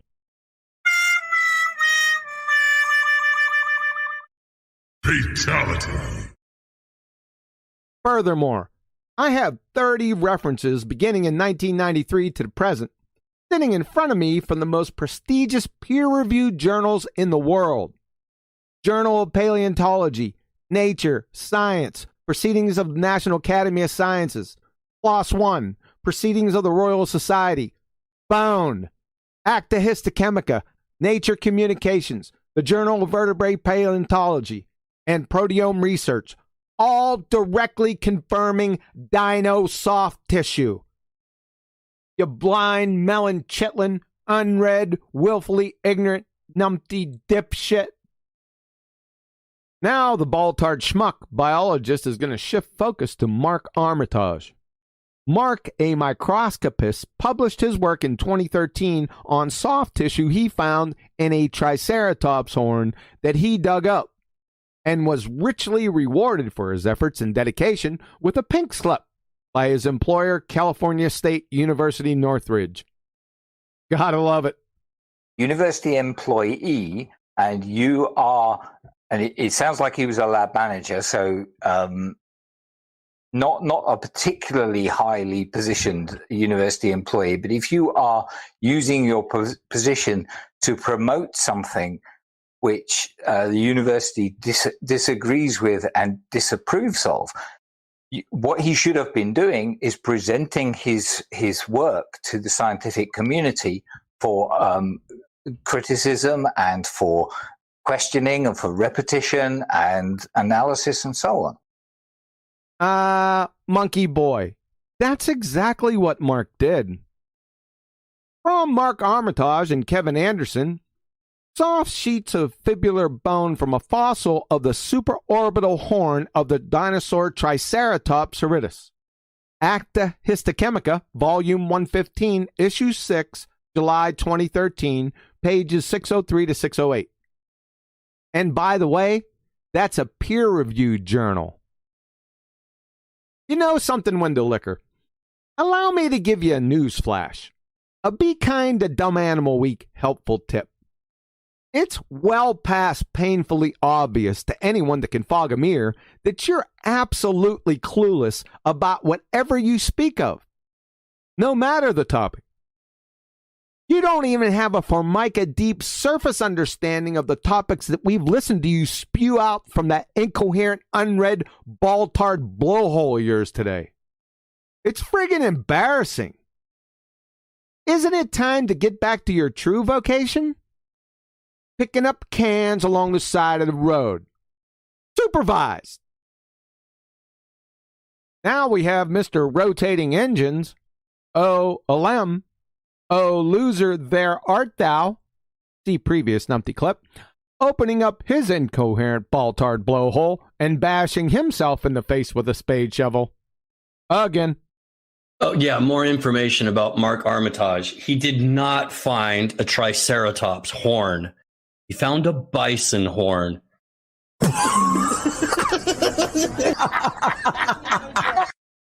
The only in-print suggestion of a bison horn associated with Mark Armitage comes from a commenter named Deadlead1001, your sub-average bonehead on a debate evolution thread from Reddit.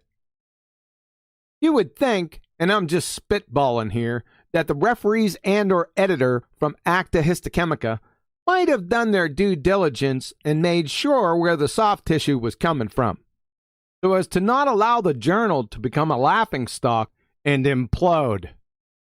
You think? You dizzy doofus clown f*** of a moron? Just when I think you couldn't possibly be any dumber, you go and do something like this. And totally redeem yourself!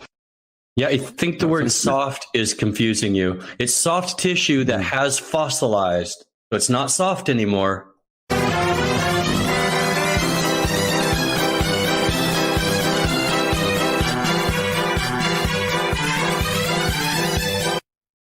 Oh, shit. Here we go again. They're not fossils, you mouth-breathing, knuckle-dragging window licker. They're bone.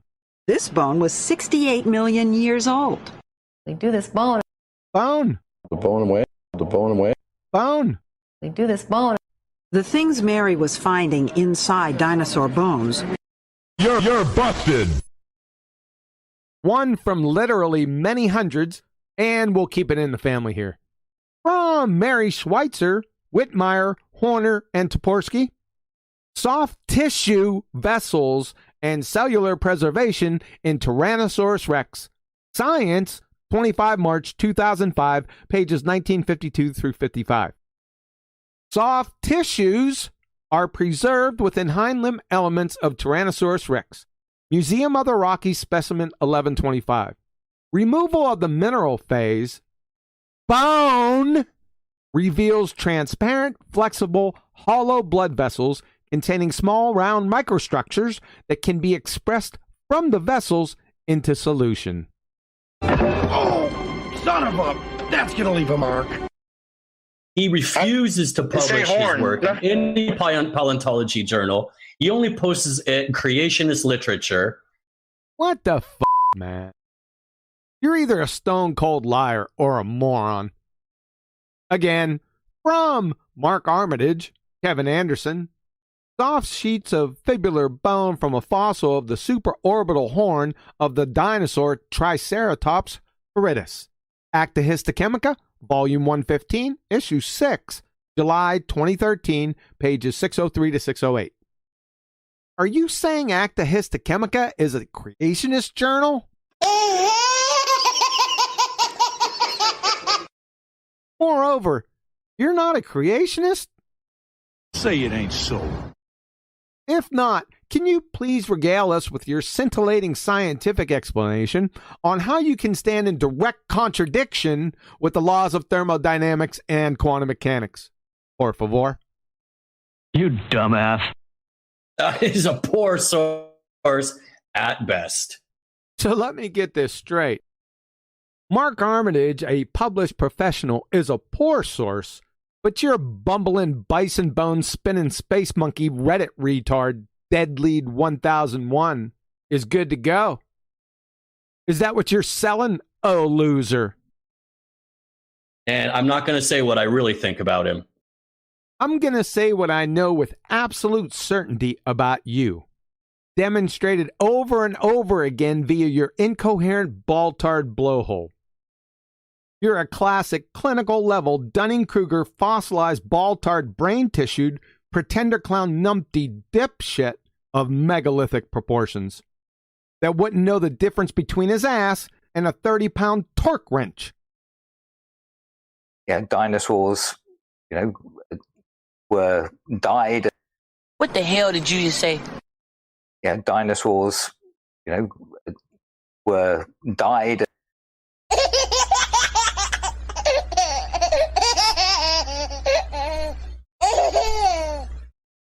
Do you speak any English? Okay, now I'm going to make this because I'll give him that he's a biologist and all this. Okay, and I can tell he's mainstream because he's skirting around it. But what they found was not fossilized. You said 10 times fossils. Okay, this shit was soft tissue. It was not fossilized, bro. So I know you got education and experience. Now apply some common sense and quit calling soft tissue a fossil.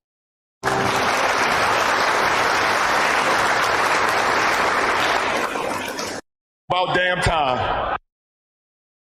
Where was the soft tissue found? Bone. We do this bone. This bone was 68 million years old.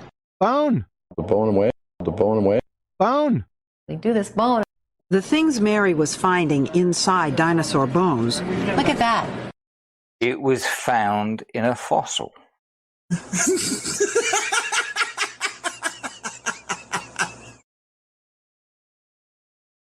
Miles Davis. Sorry. Yeah. My final thought is that I really wonder whether people like Chris and Brian are genuine, or whether they're just here to poke and provoke. Why do I get wound up by that? I get wound up by that because they're provoking and poking, basically saying that my whole life, my whole career was a lie and that I'm a fraud. Correct. And I would, I'd be surprised if anybody was not provoked by that sort of comment. Say hello to my little friend!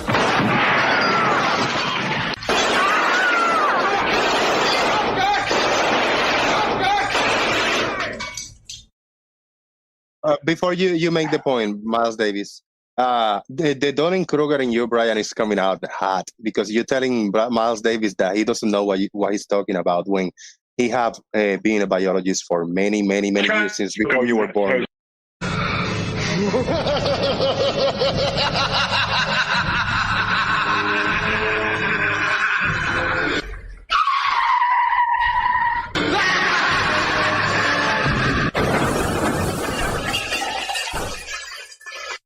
Hey!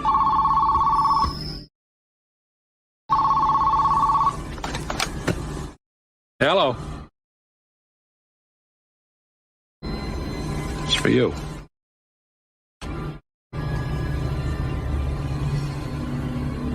Yeah? You've just been erased. That's it, baby. He's erased. I don't know how I can get out of that. Make sure you guys send that off to him if you know who we're talking about. Sly Sparkane, Miles Davis, and that OLM numpty. Shout out to Rob Keane. I'm muted again. I don't know what's going on, Rob. I'm going to have to look into that. Lumpy gas in a vacuum. Numpty clips hopefully cause mental pain. And Retro Bill. Arguing about whether fairy tale dinosaurs can have soft tissue is akin to babbling about black holes in a fairy tale space vacuum. Yeah, definitely. We'll wait till everyone gets back. Lots of people mirrored it. Pretty plain dropped anchor here. Subject to implications of wider reach truth in regards to centric deception, whatever that is. Well, all I know is the dinosaurs were died. Yes. Is that all you got out of it? Alone carries it through. Thank God I wasn't drinking when that part came up. I think that's one of Arwen's favorite parts because I keep hearing it or seeing it in chats. I can't help it, man. Because they were died. Yeah. Come on, he went to biology school. No, guys, never forget the dinosaurs were died. We won't, Arwen, and thanks for reminding us. They were well died, like millions of years ago. They're bones. Yeah. I want to know what biology school is. Yeah, he's a seasoned biologist, if you could believe it. I mean, that's what he says anyway. I thought it was just a bashing in the face. I don't know how you recover from that. Sorry about that. Too bad she didn't find any bones. Bones? Bones. Bones? Bones. On that subject of bones, I've put something in the chat, just a picture from video. Yeah, Shit. osteocyte. Yeah, exactly. At the beginning of the Humpty clip there is the commentator makes the profound statement that reality that when she dropped the acid on it, oh shit, it's a fossil. Everything solved. Correct. Listening to Miles Delight Davis there, kind of in this sense that this just dissolved the top layer, and underneath was the fossilized bits of the soft tissue, as you can't reply it. Yeah. The picture I've given you is you described. It's a picture of the astrocytes, and these are Well, they are probably about 40 micrometers long and about 10 micrometers wide. I can't get them. I can't get them smaller to show everyone, Adam. It's a huge picture. It just won't go smaller. But these are on after the bone been dissolved. What's left is a stretchy, and they zoom in. Not only is it not just mineral that's left a trace of soft tissue, as I said, it's elastic. You can zoom in, and some of these still teeny weeny little cells, as you describe as osteocytes, which are the osteocytes are the cells that are basically responsible for turning your bone over, because you don't just have bone and it stay as bone, still living tissue bone. They rebuild and structure and keep the integrity together. There you go. So they're on screen. And like I said, these are tiny. These are micrometers wide. And there's still bits of them intact. Not fossilized images of Ben. Yeah, precisely. I pulled them up, Adam. They were on screen when you were talking.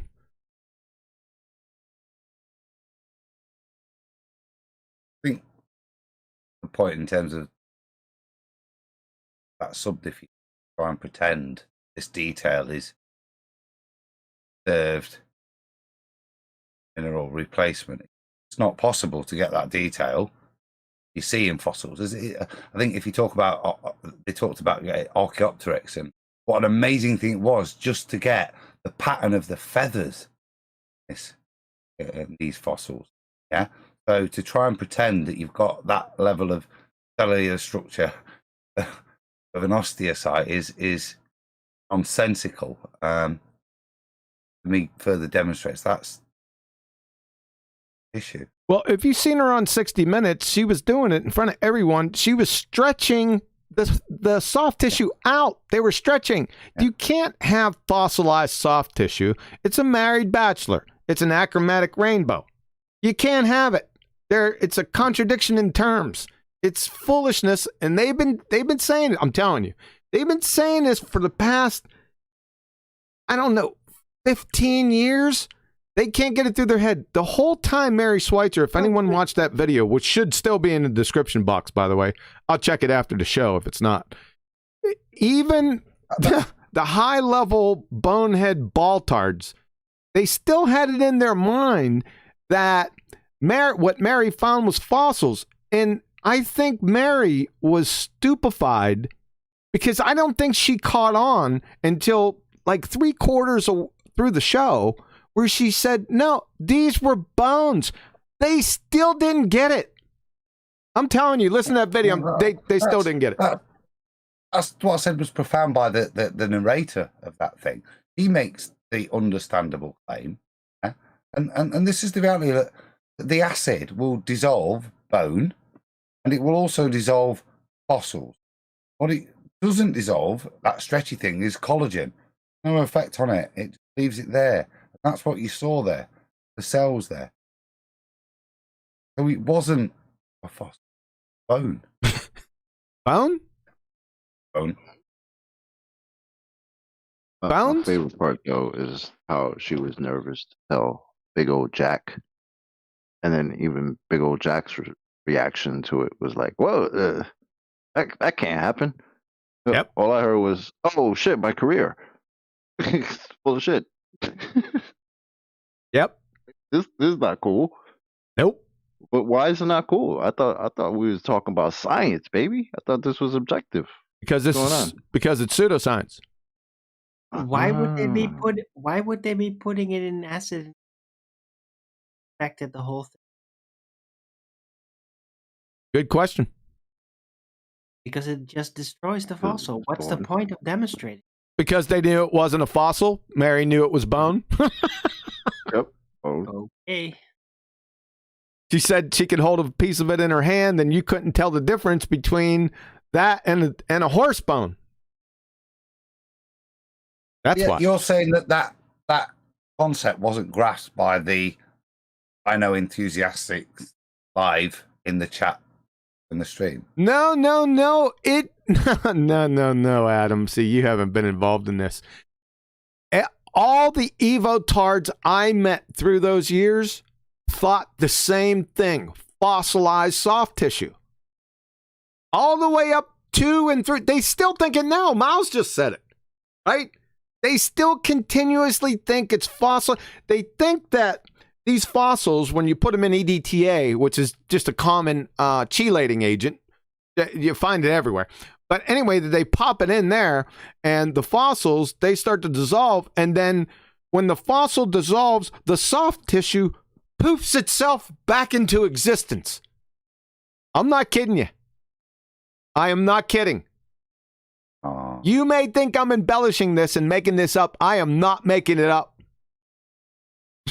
Oh, that's an extraordinary claim. Extraordinary. It's batshit insane.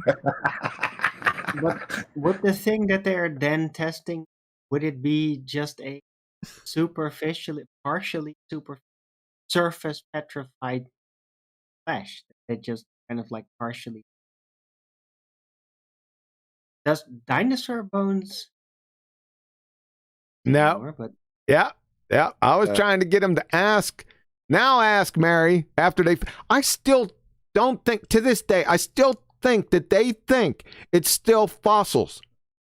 I'm telling you. Go ahead and listen to it. It's right underneath the video. You make the call. Little bit married. A little bit. Yeah. I mean, is poor Mary okay? Like, I mean, it seems like she was very nervous, and they even talked about, getting attacked. Yeah. And again, my thing is, why getting attacked? I thought this was science. I thought this was objective. What's going on? Then she played I'm like very confused about it. Then she played like she was getting attacked by quote unquote creationists. Why? I wasn't attacking her. Why? You just blew the whole top off this mess. Who was attacking her specifically was the evotards, because their fairy tale paradigm just imploded. What? Devastatingly. Not just so much the paradigm, Chocolate. It's the reason for the fear, because it's not the science. The science would cope with it. The reason for the fear is it's the implosion of the business. Yep. And that's what you're scared of. But even she said it real quick. She was like, "Do it again. I don't believe it. Do it again." That was her exact quote. Right. I don't believe it. Why believe? Well, of course you're gonna do it again. You're trying to establish it scientifically. I get that, but why is it I don't believe it? Yeah. Do it again. Good point. Because it's a kick in the nuts. When QE said to me, "There's your scientific method," say it again. It's it's the dawning of reality, almost, the phrase, isn't it? Yep. Yeah? It's an admission that this is profound. See that as dodgy on her part. It's almost. Forget what Mary is as well. So, the base level, she's going to recognise the problem immediately. Why she doesn't want it. That profession also.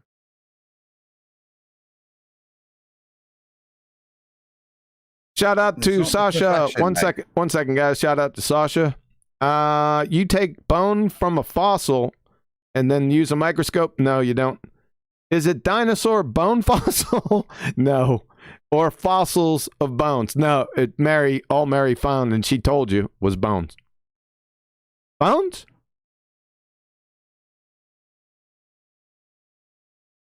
You guys want to know what my favorite part of it was? What are you saying, Adam? Profession. Yeah, the profession, very professional, and it should accept data.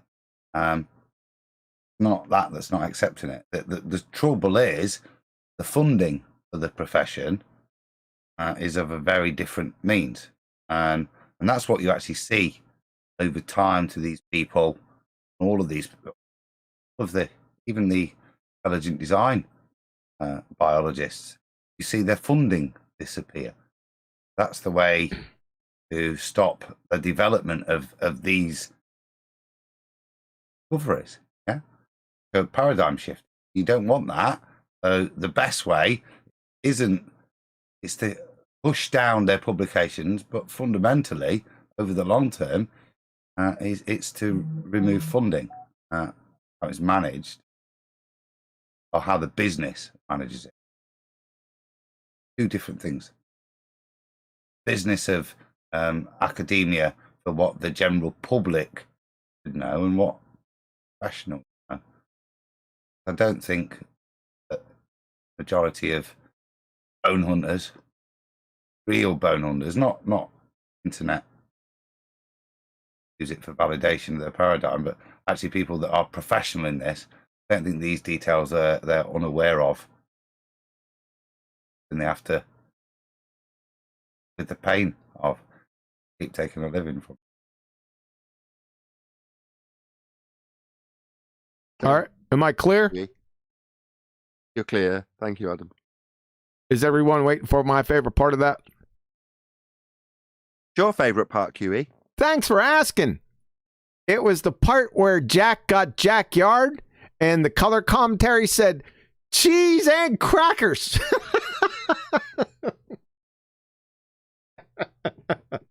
I love that part, I have to admit, because all the rest is just nonsense. In my opinion, I mean, it's incoherent nonsense. Shouldn't even be talking about it. But they want to leave me some hanging watermelon-sized curveballs, Miles and Sly, and loser. Just leave them out there for me. I'll just come by and jack it yard. It'll be cheese and crackers for everyone.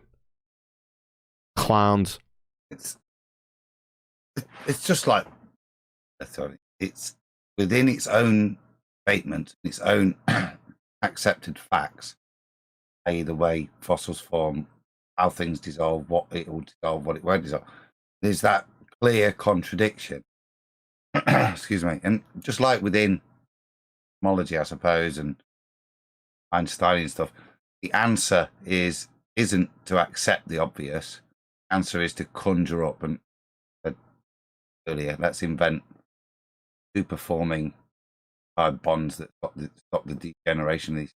So it's in the time frame we want. Let's invent all of these things, and let's fundamentally redefine the definition of fossil, keep us within our paradigm, instead of accepting the clear and obvious. Yes, sir.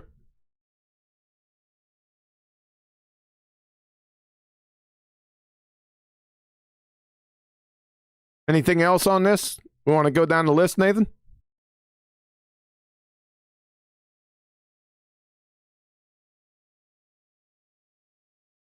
Nathan's starting a premiere. It's 10, isn't it? He's trying to be. Who we got in there? Flat Earth data. Make sure it's concise. I got wingies today. Okay? Keyword, wingies. Got me? Go ahead. Yeah, just looking into the Mary Schweitzer, the study in 2005. It was redone in 2000 and let me just see here. 13. Yeah, by Maidment was her name, and basically they did everything but to acknowledge the possibility until they cut open the remnants, I guess, and found out the nucleus wasn't human, because they'd said that it was mishandling of the fossils. Like, for instance, the paleontologist before cut his hand and he picked up the bone. Like, they did everything under the sun to not, admit that it's potentially, right from the dinosaur. But just looking at this history.com, I sent an email to them and asking them for an explanation of how a blood cell could survive 75 million years. And I haven't got a reply back. I sent another one today. But it shows you that this is what she says, the Maidment lady, pardon me. One morning I turned on the microscope, increased magnification. I thought, wait, that looks like blood. And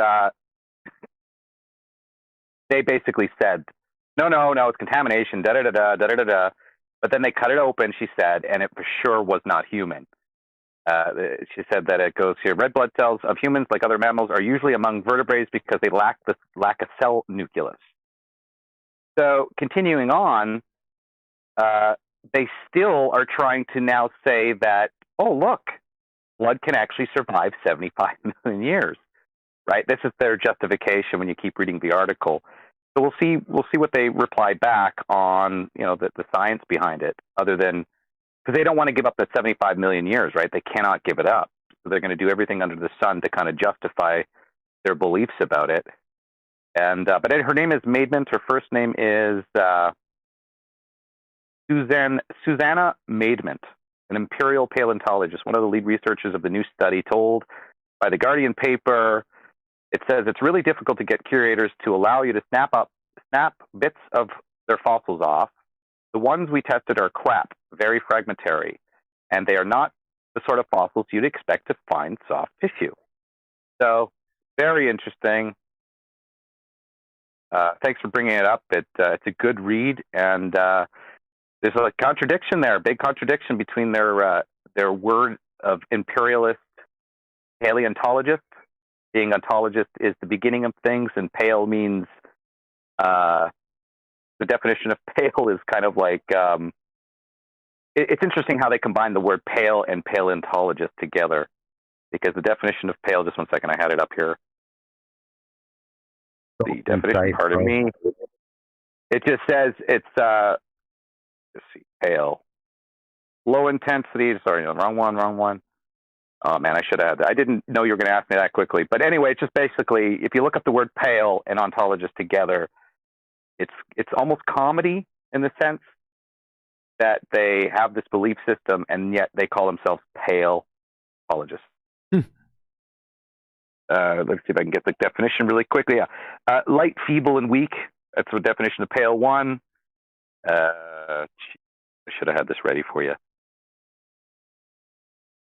Give me a second. I'm not getting. Paleo.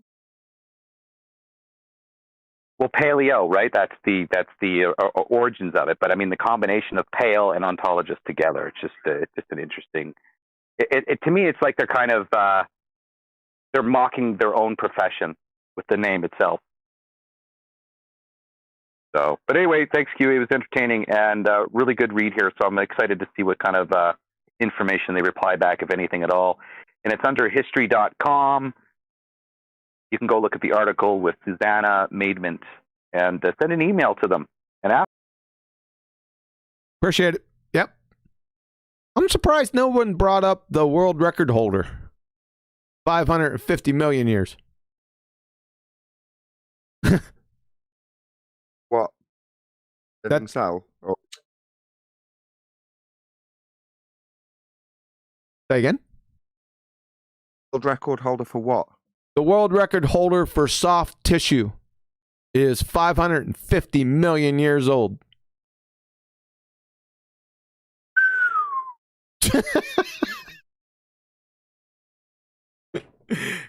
They were pretty explicit that there was no secondary mineralization, no permineralization at all. All the fabrics were original carbonaceous material. Everything was, the soft tissue was preserved 550 million years old. When I first read it, I couldn't believe it. That takes some audacity. That explains the beginning of the show, John, why no one will carbon date this matter. Why there's no go out there on that, because that will. Yeah, it's not the dating that is the elephant in the room. It's the presence of C14. I'm not validating carbon dating. Oh my God, no. Yeah. Am I not validating carbon dating? But yes, the presence of that isotope is impossible over the time period they claim. Yep. Where the amount of it, how you make a pseudoscience claim from any kind of reading or an extrapolation. Yeah, no, I'm not meaning that. Exactly that. If there's anything there doesn't fit within their time frame. Oh yeah, it's over. It's already been done. Jack put the stopper on Mary's findings, but it's been done many, many times. With soft tissue is now commonplace. Just to let everyone know, they're finding it everywhere. People, I think they found like a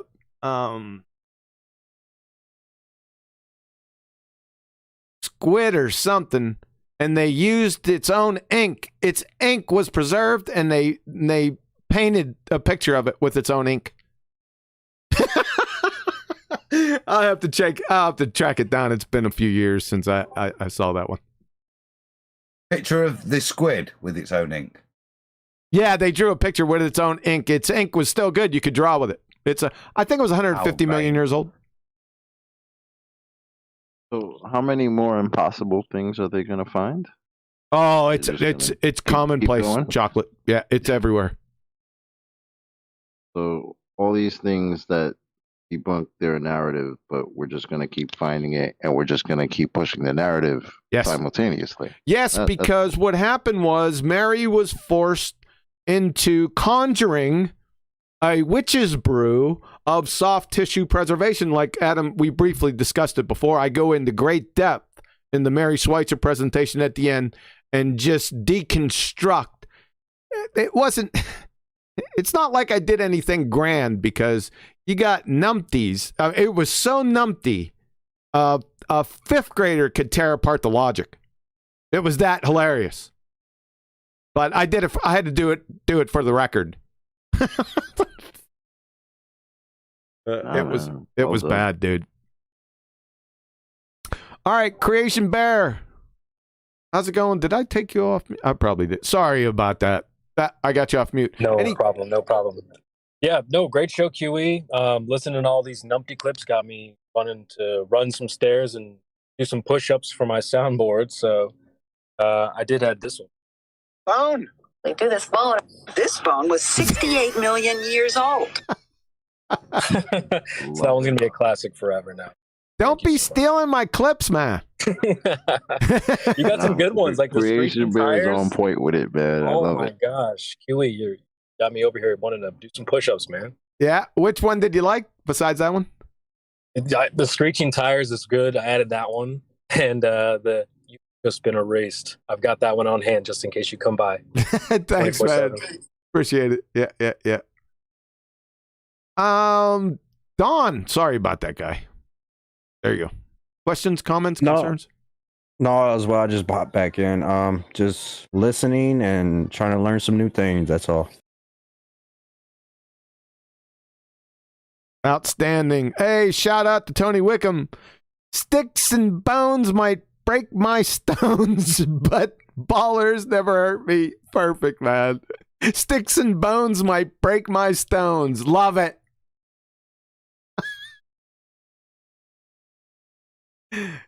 All right. Flat Earth Data, you already had to go around. Nathan, you back, sir? I was back. Yeah, just following background noise when you're asking questions. Really. Okay. All right. Do you want me to continue to go, or do you want to take over? Hey, you carry on. All right, Neil.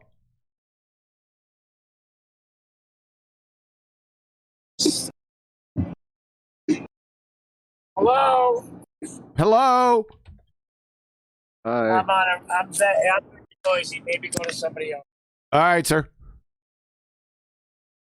Quantum Eraser, you got anything? No. Paul, I put you on mute because you're giving me a whole bunch of background noise, sir. Here you go. I just don't want to worry about you having a reaction. Uh-oh, back again. Yeah. Rob, did I get you squared away? No. Can you hear me? Am I good? Yeah, you're good. You sound good. Yeah, go. Okay, so I just wanted to go back to the adaptation and evolution just for a second. It dawned on me. I made a startling discovery today. Uh-oh. Adaptation seems to already be programmed into us. That's correct. That's cool. I never thought of it that way. It's switch on, switch off, baby. Switch on and off. So, great show, man. Thank you. Yeah. I had a great time here. Plastic digestion. Second, Rob, are you just appreciating that information is already present? Is that what you're saying? You've just Yeah. In terms of that, John, my brain's gone. Plastic digestion. That's the demonstration that the information or the ability is already there. Yeah, you're talking about nihilase, right? Thank you. Thanks. Yeah. Yeah, we already went over that. If any, we're not going to go through that again today. It's a joke. If you go to the evolutionary playlist, you're going to find a bunch of different things. We got whales. We have nihilase. We have the numpty at Michigan with what the heck is his name? Lentz's E. coli. I just ripped that apart step by step. So go there and check it out. Point being, the cell somehow either randomly developed the correct protease, whatever, the digestive enzyme, to be able to export energy and nutrition from the plastic. It randomly did that over time, or the knowledge was already there, and the mathematical possibility of it randomly doing it is not enough time in the universe, even by their standards. No, if you want to just go into nihilase a little bit, I think it was Walter Carruthers who created nylon. And if you look at I think it's a hexaminoic acid, if I'm not, I could be mistaken, but it's made from essentially amino acids. So essentially nylon's protein, right? And they were surprised that this bacteria could digest protein. Well, that's what its job is. So what had happened was, I think there was some type of mutation, if I'm not mistaken, in the protease enzyme. It was like bashing a lock in, where the key is in a lock. If you bash that active site right there open a little bit, then many, many more protein moieties can fit inside there. As long as it could fit within inside the active site, then it could be dealt with, right? So it could be hydrolyzed. So that's all that really happened there. It wasn't the big deal. And once you start to dig down just Formica deep, and it doesn't even take a Formica deep understanding. All these things are belly laughers. Then you go back and say, okay, what's evolution? Because that's not it. And Lentz's E. coli, I just seen a special on that too. I think Veritasium did something with Lentz's E. coli. You guys are numpties, man. I think he's on, I can't remember what generation he's on. Oh, by the way, there's still bacteria, right? But that's not the belly laughing part of it. Just go to my evolution playlist and go through. You'll see how I tear apart that Lentz's E. coli. I could do it in my sleep. It's a joke. Speak to Rob's point, right? Just for anybody who wasn't paying attention, and already do that. Already had the capabilities to bring out how it did it in the short term, and then doing it didn't mean it didn't already have the information base to do that. As you said it right at the beginning, that's its job. Yes, it gets even more preposterous if you break that down just a little bit. Okay, so you have a mutation, but remember, you have to have mutations in at least two spots. The first spot is where the proteins are made. That's in DNA. That's the instructions for messenger RNA to go make proteins. That's one spot. But you have the meta information. That means who, what, when, where, why, how much, when to stop, start, everything. That information is sometimes located the other side of the country. So what would have to happen for an actual mutation is to mutate the protein making region of DNA, and at the same time mutate the meta information down in Tupelo, Mississippi, at the same time, that governs the meta information that does all those things I just talked about. That's how ridiculous this is.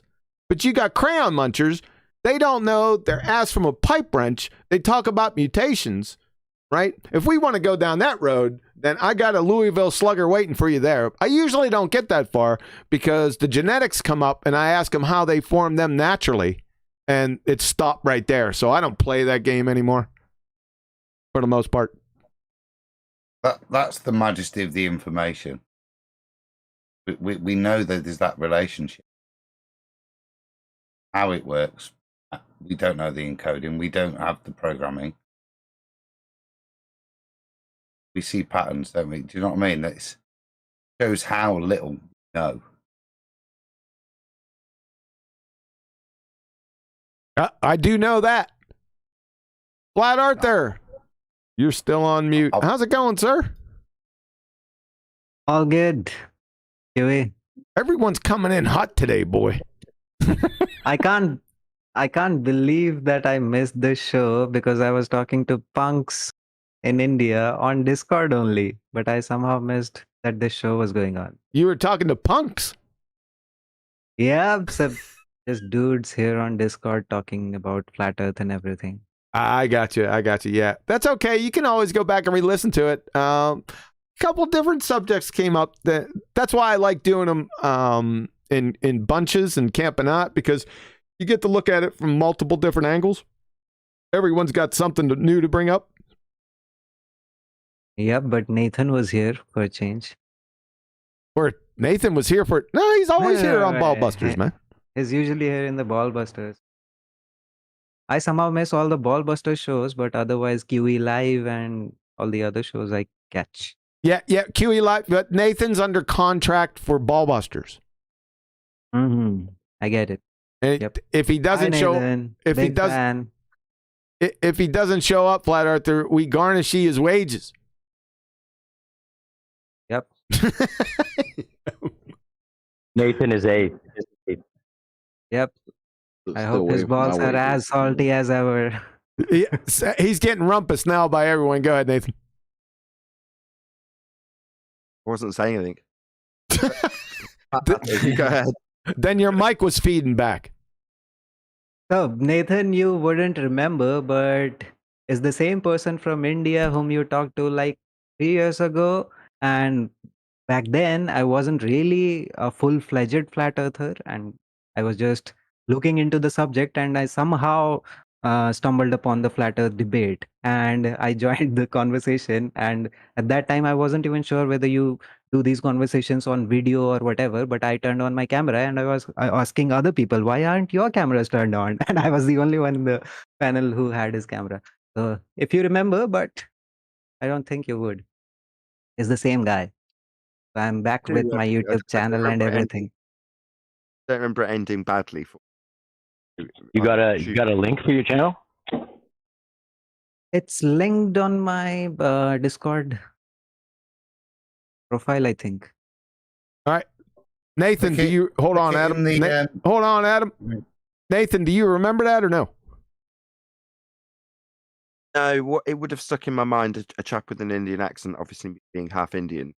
But I remembered it if it ended badly. But I don't remember it, so therefore I can only assume it badly for you on... No. Arthur, I remember I even remember...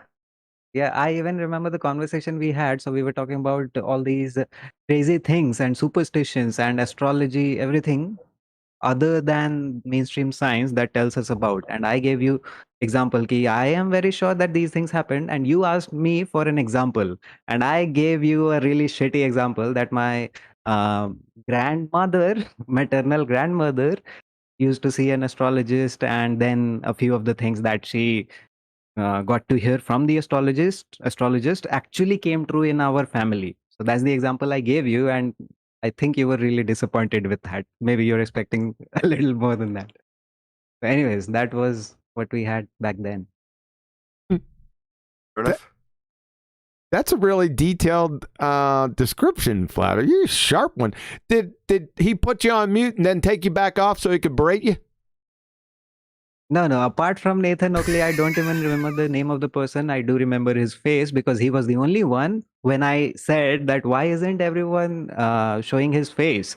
So he was the only person who actually showed his face and talked to me. Hi, person from India. I am here to show my face. Yeah, cool, man. Nathan, you have no recollection of that? I'm sorry, but actually, and again, half Indian, so all the racist remarks I make when you're on day, loud. Noted. Thanks, Flat Arthur. Appreciate it. Go ahead, Adam. Validate Well, I can say I can validate that Nathan is 50% Indian because in Orwin's chat today, I did see him make it up himself. Must be true. Right. So hey, Nathan, if you've been getting a few Indian subscribers on your channel, I got to know that you crossed 20K. So please, thanks to me that you're getting all of them. I send many of those Indians to your channel. Thank you very much. Arthur, on that, And I was going to I say, just shared your channel in Ballbusters too. If anybody wants it. I was asking Sorry, if I was Adam. going to stick it in the. I was going to stick it in the YouTube chat, Arthur. If you want to stick it. Thank you, Chocolate. I already did it. I'll do that. Yeah. Yep. Okay, we're ready to roll on. Rob, any last questions, concerns, remarks? No, just that startling discovery about the adaptation genes is pretty cool. Thank you, sir. Yeah, you're welcome. Thank you too, Nathan. Sure. Do anything, it's all QE. Sasha. Oh, no, I watch your show every day, bro. I love it. Sasha, sir. Hello. Hello. Shout out to Brian Maddox. Nothing to say. Sometimes I only here to support, and my political party is called John and Nathan. We're a political party. Yeah, for me, yes. That's a new twist. I man. know where I'm spending my money, and that's all right, you know. Slight apology to make. So during a discussion, Bundy, they called Coppo Flakes, asking about clarity on a particular word I was using, obfuscate away from describing fake space, violation of natural pictures thereafter. But get away from that. He was saying, I don't know what Pete. Eventually, Sasha bit on it.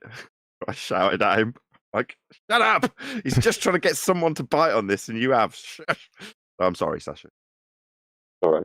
And yeah, I want to tell you also, Nathan, to hear somebody to tell you, you know, oh, Nathan, find you know that at home when somebody tell you, find job, you know.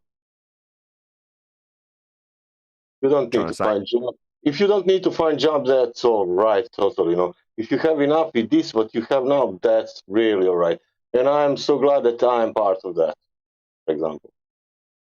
I'll say to you what I say to the people who say that, which is, this is my job. Yeah, great.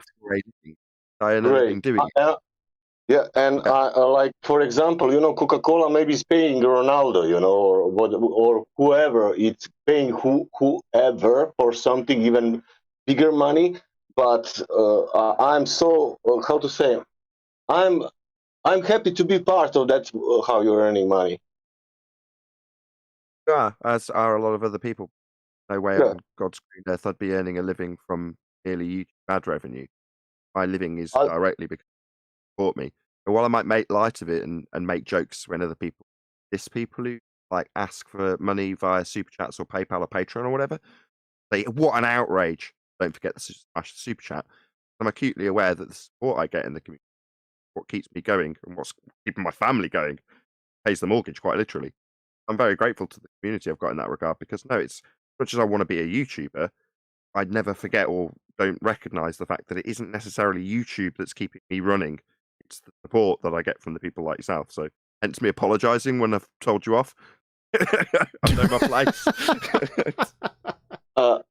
And I want to add, sorry, John, it's about Nathan again, but the time when I came in your show, it was that somebody said, come into Nathan Oak's show and debunk him. Because I was watching so many other assholes like Red Rhetorics, and I was watching them to realize what is going on.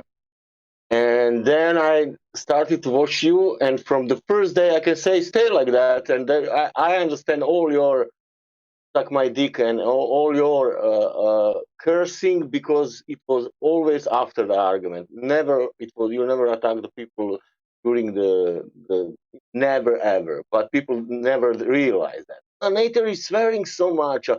It's like this. You need to listen. It's very hard to listen to you. you need to listen to at least 2-3 years and to understand what are you. I And it's completely agree. Definitely. The breaking in period, you should listen for at least 2 or 3 years before you make judgment on my character or my show. I agree. Unbelievable. I would be. It would be nice to have 1,000 Nathans to pay them to do that what you do. Pay other 999 people or even more to do that, and to not to me other companies like Coca-Cola would be nice to pay somebody like you, and to that you can, not with Coca-Cola, with some with some good company, This is like a Nathan love fest. I say thank you for all the compliments, but there is also QE for you. No. I don't mind. No. Keep going. Yeah, I'm saying, yeah. If I ever reach some, I'm telling you honestly, if I reach some reach point, you will get my part for sure, both of you. Well, thanks. That's really damn, Saucer. I said you are my political party. I know where I'm. I know where I'm putting money in my campaign. People are going on election. People are giving money for their parties. That's their fact. I have my. Thank you, Sasha. Nathan, do you want to follow up with him? I want to know if me, Chocolate, and Arwin are in this cut. You're just negotiating on your own. I said trickling Well, down. kind of. So, much as thank you very much for all the compliments. I do appreciate it. Nice to get compliments. Yeah, QE about all presentation at least person who give us presentations, because nobody else opposite didn't give some kind of more presentations on presentation. Nobody. I asked him QE one time, does anybody gave you example of scientific method, any example? And he said to me no, and that for me was okay, that's enough. But we are starting to see that now, Sasha. So I will say is go forth, share the shows. But I was asking Nathan for the boiling water, I'm not speaking to you I was specifically. asking for anything and QE gave 10 examples of that in one presentation. I don't remember now. He knows for sure which one it is. He has a lot of them. But for sure he has one presentation where he presents 10 examples of scientific method. Nobody in your show, nobody in QE show, nobody on the after show, never ever presents any kind of scientific method for even boiling water, that I'm saying. The fact that people are out there now actually trying to challenge people to use things like scientific evidence for their claims, the direct consequence of Adam like that actually trying to educate an audience. The problem we face is that don't get shared with a wider audience by the platform, in this case you. Now, that's not necessarily just true by way of social perception of flat earth in general. We don't get promoted. However, the result of QE banging the same drum again and again and again with a consistent beat, someone else has picked up one of the sticks next to him and started banging a similar drum, a complementary beat. You can say that's me, you can say that's Adam, you can say it's Owen. The point is that you have to say this stuff, repeat, people to actually have it sink in. And as a direct consequence, I do see you're hoping for. Like, well, I would hope there was 100 more Nathans. He said, well, starting to happen. I'm starting to see. I'd position it differently. I'd say 100 QEs, but whatever. That are out there that are asking the right question, not just because they've heard it and repeated it, because they appreciate the implication of the arguments, because they've listened to shows like Flat Earth Debate and Ballbusters and QE live shows and Adam and Arwin. So it's only by expanding out the audience that you'll get your 100 Nathans.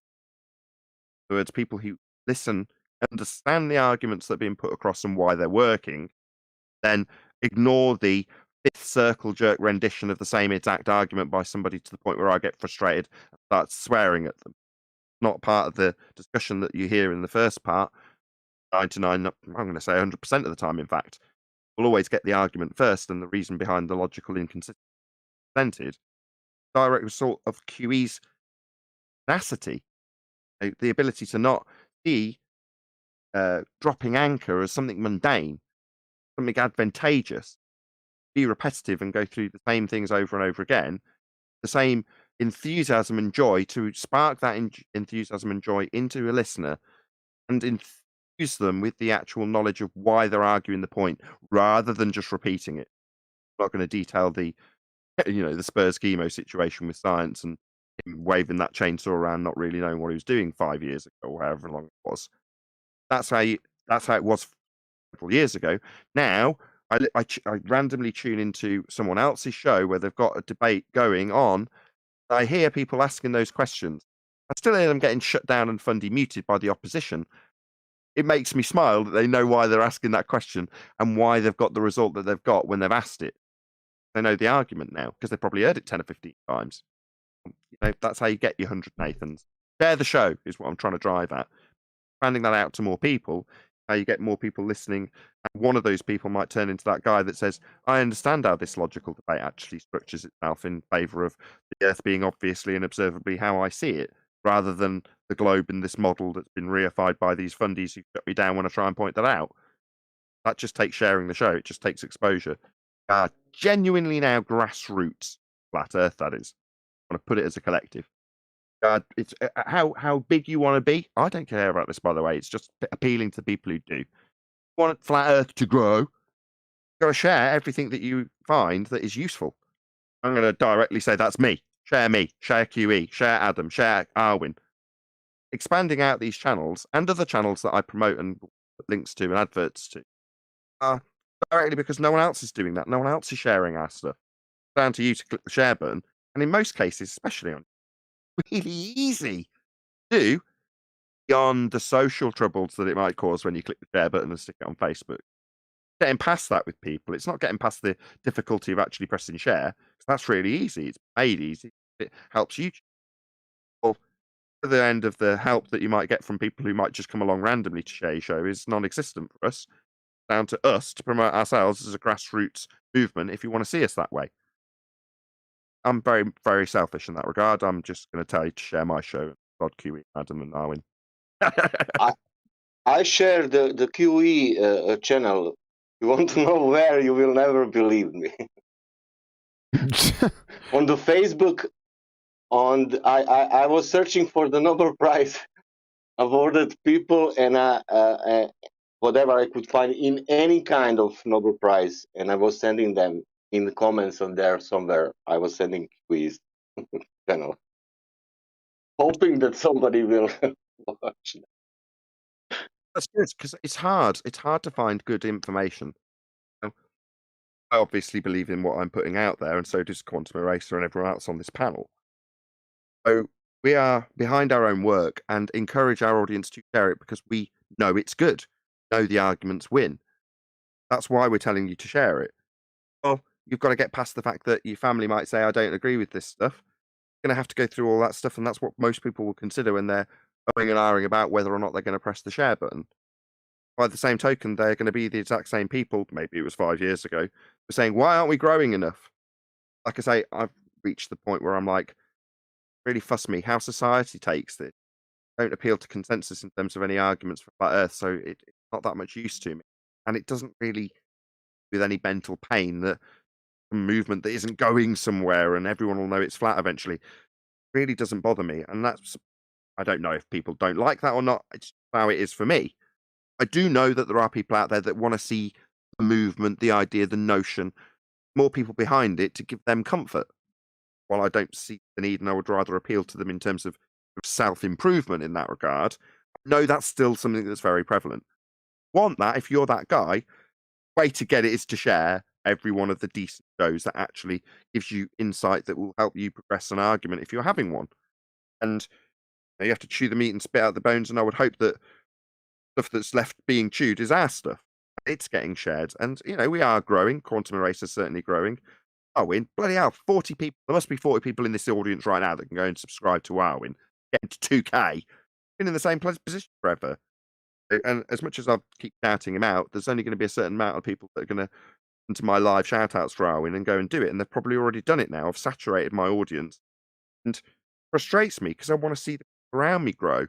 I know they're not getting promotion. Any other person, Arwen, I'm talking now, he did a live show every single day, naturally get a certain amount of growth just by doing it. But Arwen doesn't see that, and it frustrates me, annoys me. I know why, but I know the solution.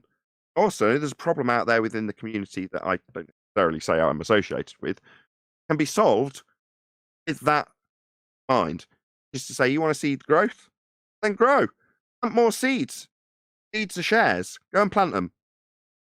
Hey, there's an inquiry questioning this from Rakia Life.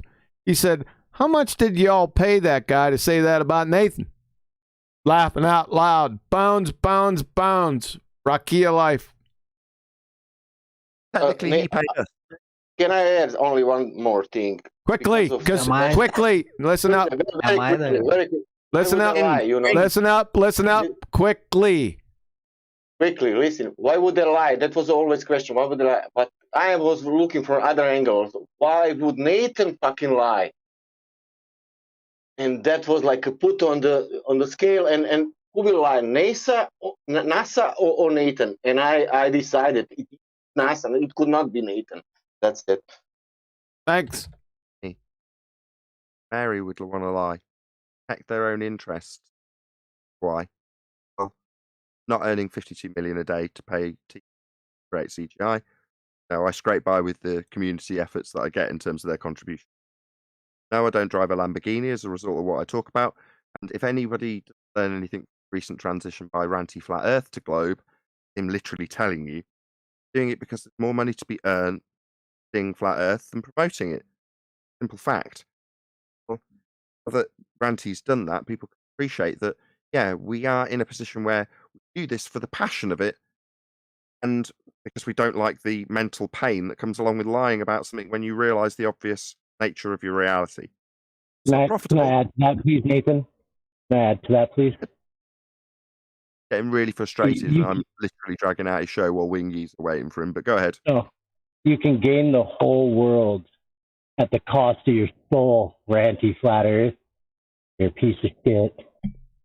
No need. His choices are his own and his problem, not yours. So go in peace, right? Don't worry. Don't concern yourself with Ranty. What if it brings you comfort to know that he'll burn in hell because he's now lying about a fundamental reality you already knew about? Then that's on you. You don't need to worry about it. Don't concern yourself with it. I just use it as an example so that when people talk about only in it for the money of Flat Earth, it's like, no, I can earn a living because there's enough people out there that are good enough, like Sasha, and you, Rob, for that matter, are good enough to say, I want to support this person because I also want to hear that truth in broadcast. Simple as that. That's good enough for me. No, I'm not going to make a millionaire doing it, unless if I did. And if I transitioned, as Ranty has in this example, I would see that as selling my soul. Some people, they don't care. Not going to affect them. He's not going to worry about burning in hell for this. If that's what you're thinking, Rob. He's not. I would. I couldn't do it. It would torment me to death. It really would. All right, we're going to continue on down the line. Make it quick, guys. All right, because Wingy. Sorry, John. It's okay, but go. You want to rumpus me again? Go ahead. Me. Should we get Shines? Pass on his words if he's got any shines. Did you have anything to add? Me? My Wi-Fi went out.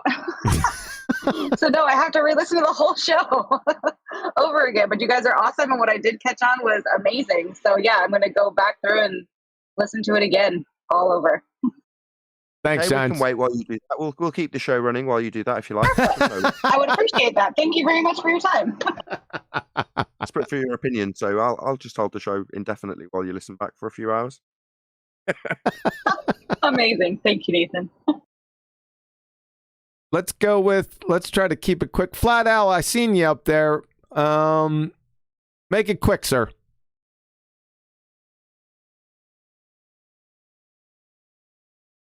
That was really quick. I appreciate that.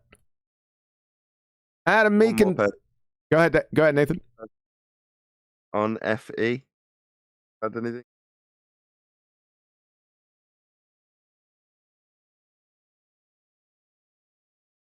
Nope, he's too shy.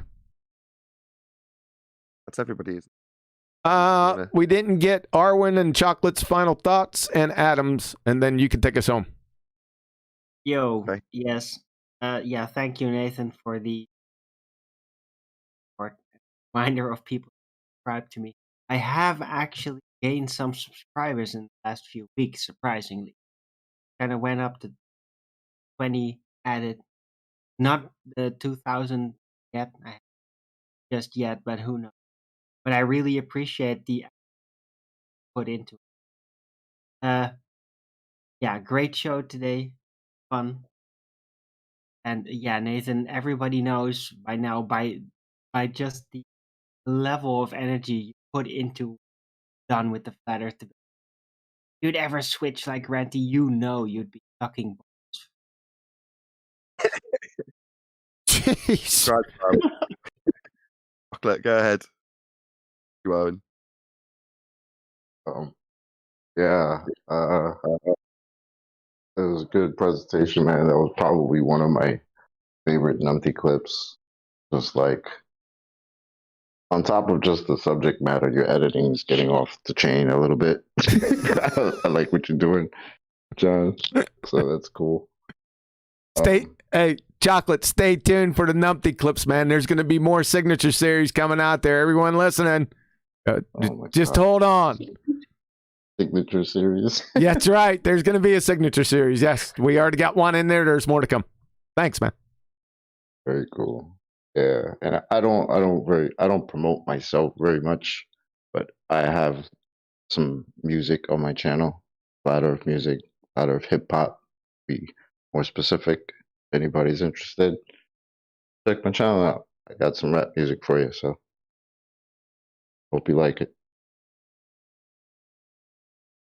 Appreciate it, Chocolate. Go. Adam, I've got a clip that I want you to. That I'll trim out for you and give to your sound effects. Jackass, like this wig on that's like a bowl cut. That some guy's fairly mundane 1980s sedan talking to, like, look at that, look at that, look at that, and it's a phrase that you look at that. Every time I hear it, I hear the guy from Jackass saying it. So trim it out and give it. Adam. Nathan, you heard that guy selling the car? Or he's selling the car looking at the car? Is that the one you're talking about? Selling it, yeah, something like that. He's Yeah. Looking around. Yeah, it's pretty funny. It's funny. Look at that part of the clip is just memorable. Hey, Adam, go ahead. I've got two responses. Q, it's up to you. Got the long summary, which causes a cooling of, serious entropy, the wing is, or got a channel shout out. Channel shout out. Okay. This is actually, I've been devoid of my own channel. I've got a channel, the Adam Making, but obviously everything I did was on Iron Realm. Been devoid of something, and I didn't want to just start on there. So I could be so bold as I've done a new channel. I've done a little bit of work for it. The channel's there. Posted it now. I do need to ask a favour. First of all, the channel's called What is the World? Presumptuous. So you can imagine the opening title I want. I suppose formally on air, I'm asking Chocolate. Could I please use your badass rap song? First, man. Use whatever you want. Yeah. So that's it. I've kind of done that. And Faded that into a request to Chocolate, right? What Adam's saying is, created a new channel, put the link in the live stream chat, which is going by now. I'm your first subscriber. Click on that link and go and subscribe to What is the World, which is the name of Adam's channel that he's made. Subscribe to it. I'm the only subscriber currently, but he's asking you to go and subscribe today to the link he's put in the chat. Just make it absolutely abundantly clear what you're being asked to do as an audience member. go and to subscribe to what, is the, in capital letters, lowercase w, uppercase O, lowercase r, L, D. Terrible. What the fuck that is. Adam. Yeah. Wet. There's layers to that, and maybe I'll bore you someday, but thank you for your candour in advertising that. Like I said, all I'm planning there, it's not necessarily chat, it's hijacking bits and bobs to make a point. Hopefully I'll have a third one out before the end of the weekend. At least I'll have one subscriber. And I'm honored that you would use that title, Adam. Thank you. All right. Hey, hey, before you guys go, let me shout out these super chats. Unitox Femu Sasha again. In that name, yes, Ranty needs food. It will not be in the supermarket. I will give you food, Ranty. And Retro Bill, thanks, man. The FE argument has advanced greatly since Nathan invented the begging the question fallacy.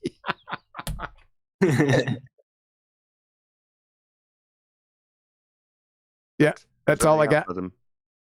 Trying to cut Adam off a little bit. Do you want to add anything else, Adam? How people subscribe to what is the world? Oh, that's it. If you would kind of do so, I'd appreciate it. There's a little link in there on the first show saying I want to get to 1,000 subscribers. So I'd be amazing if I could do that. Yeah, hopefully, I think too contentious. Just kind of my view. I'm seeing just a show. Yeah. Hopefully, as you're saying, supporting people. We are in our resources. There's a more coherent message. Sometimes I've used Brian first step. Really strengthens my argument. Detail that I couldn't use. Great to have that non-community, as you describe it, out there. Just good people doing good things for others they want to support. To James Mays, guys are all aces. Great work, very much indeed, Mays. But I'm going to leave that as an opportunity to round out unless QE cuts me off now. Negative. Take us home, sir. With that, I'm going to say a huge, massive, enormous thank you, first and foremost, to the live audience tuning in, smashing the super chat, Patreon, and all that good stuff. Currently got a Flat Earth Debate Uncut and After Show running on Nathan Oakley channel, which is my second channel. I've put a link in the live stream chat currently on BALLBUSTERS. Watching this on a re-up, there'll undoubtedly be a brand new Flat Earth Debate Uncut and After Show going out after the well. A massive thank you to the channel from the live stream chat for making the public interaction part of this possible. I've been Nathan Oakley, and we will see you all in the next sport.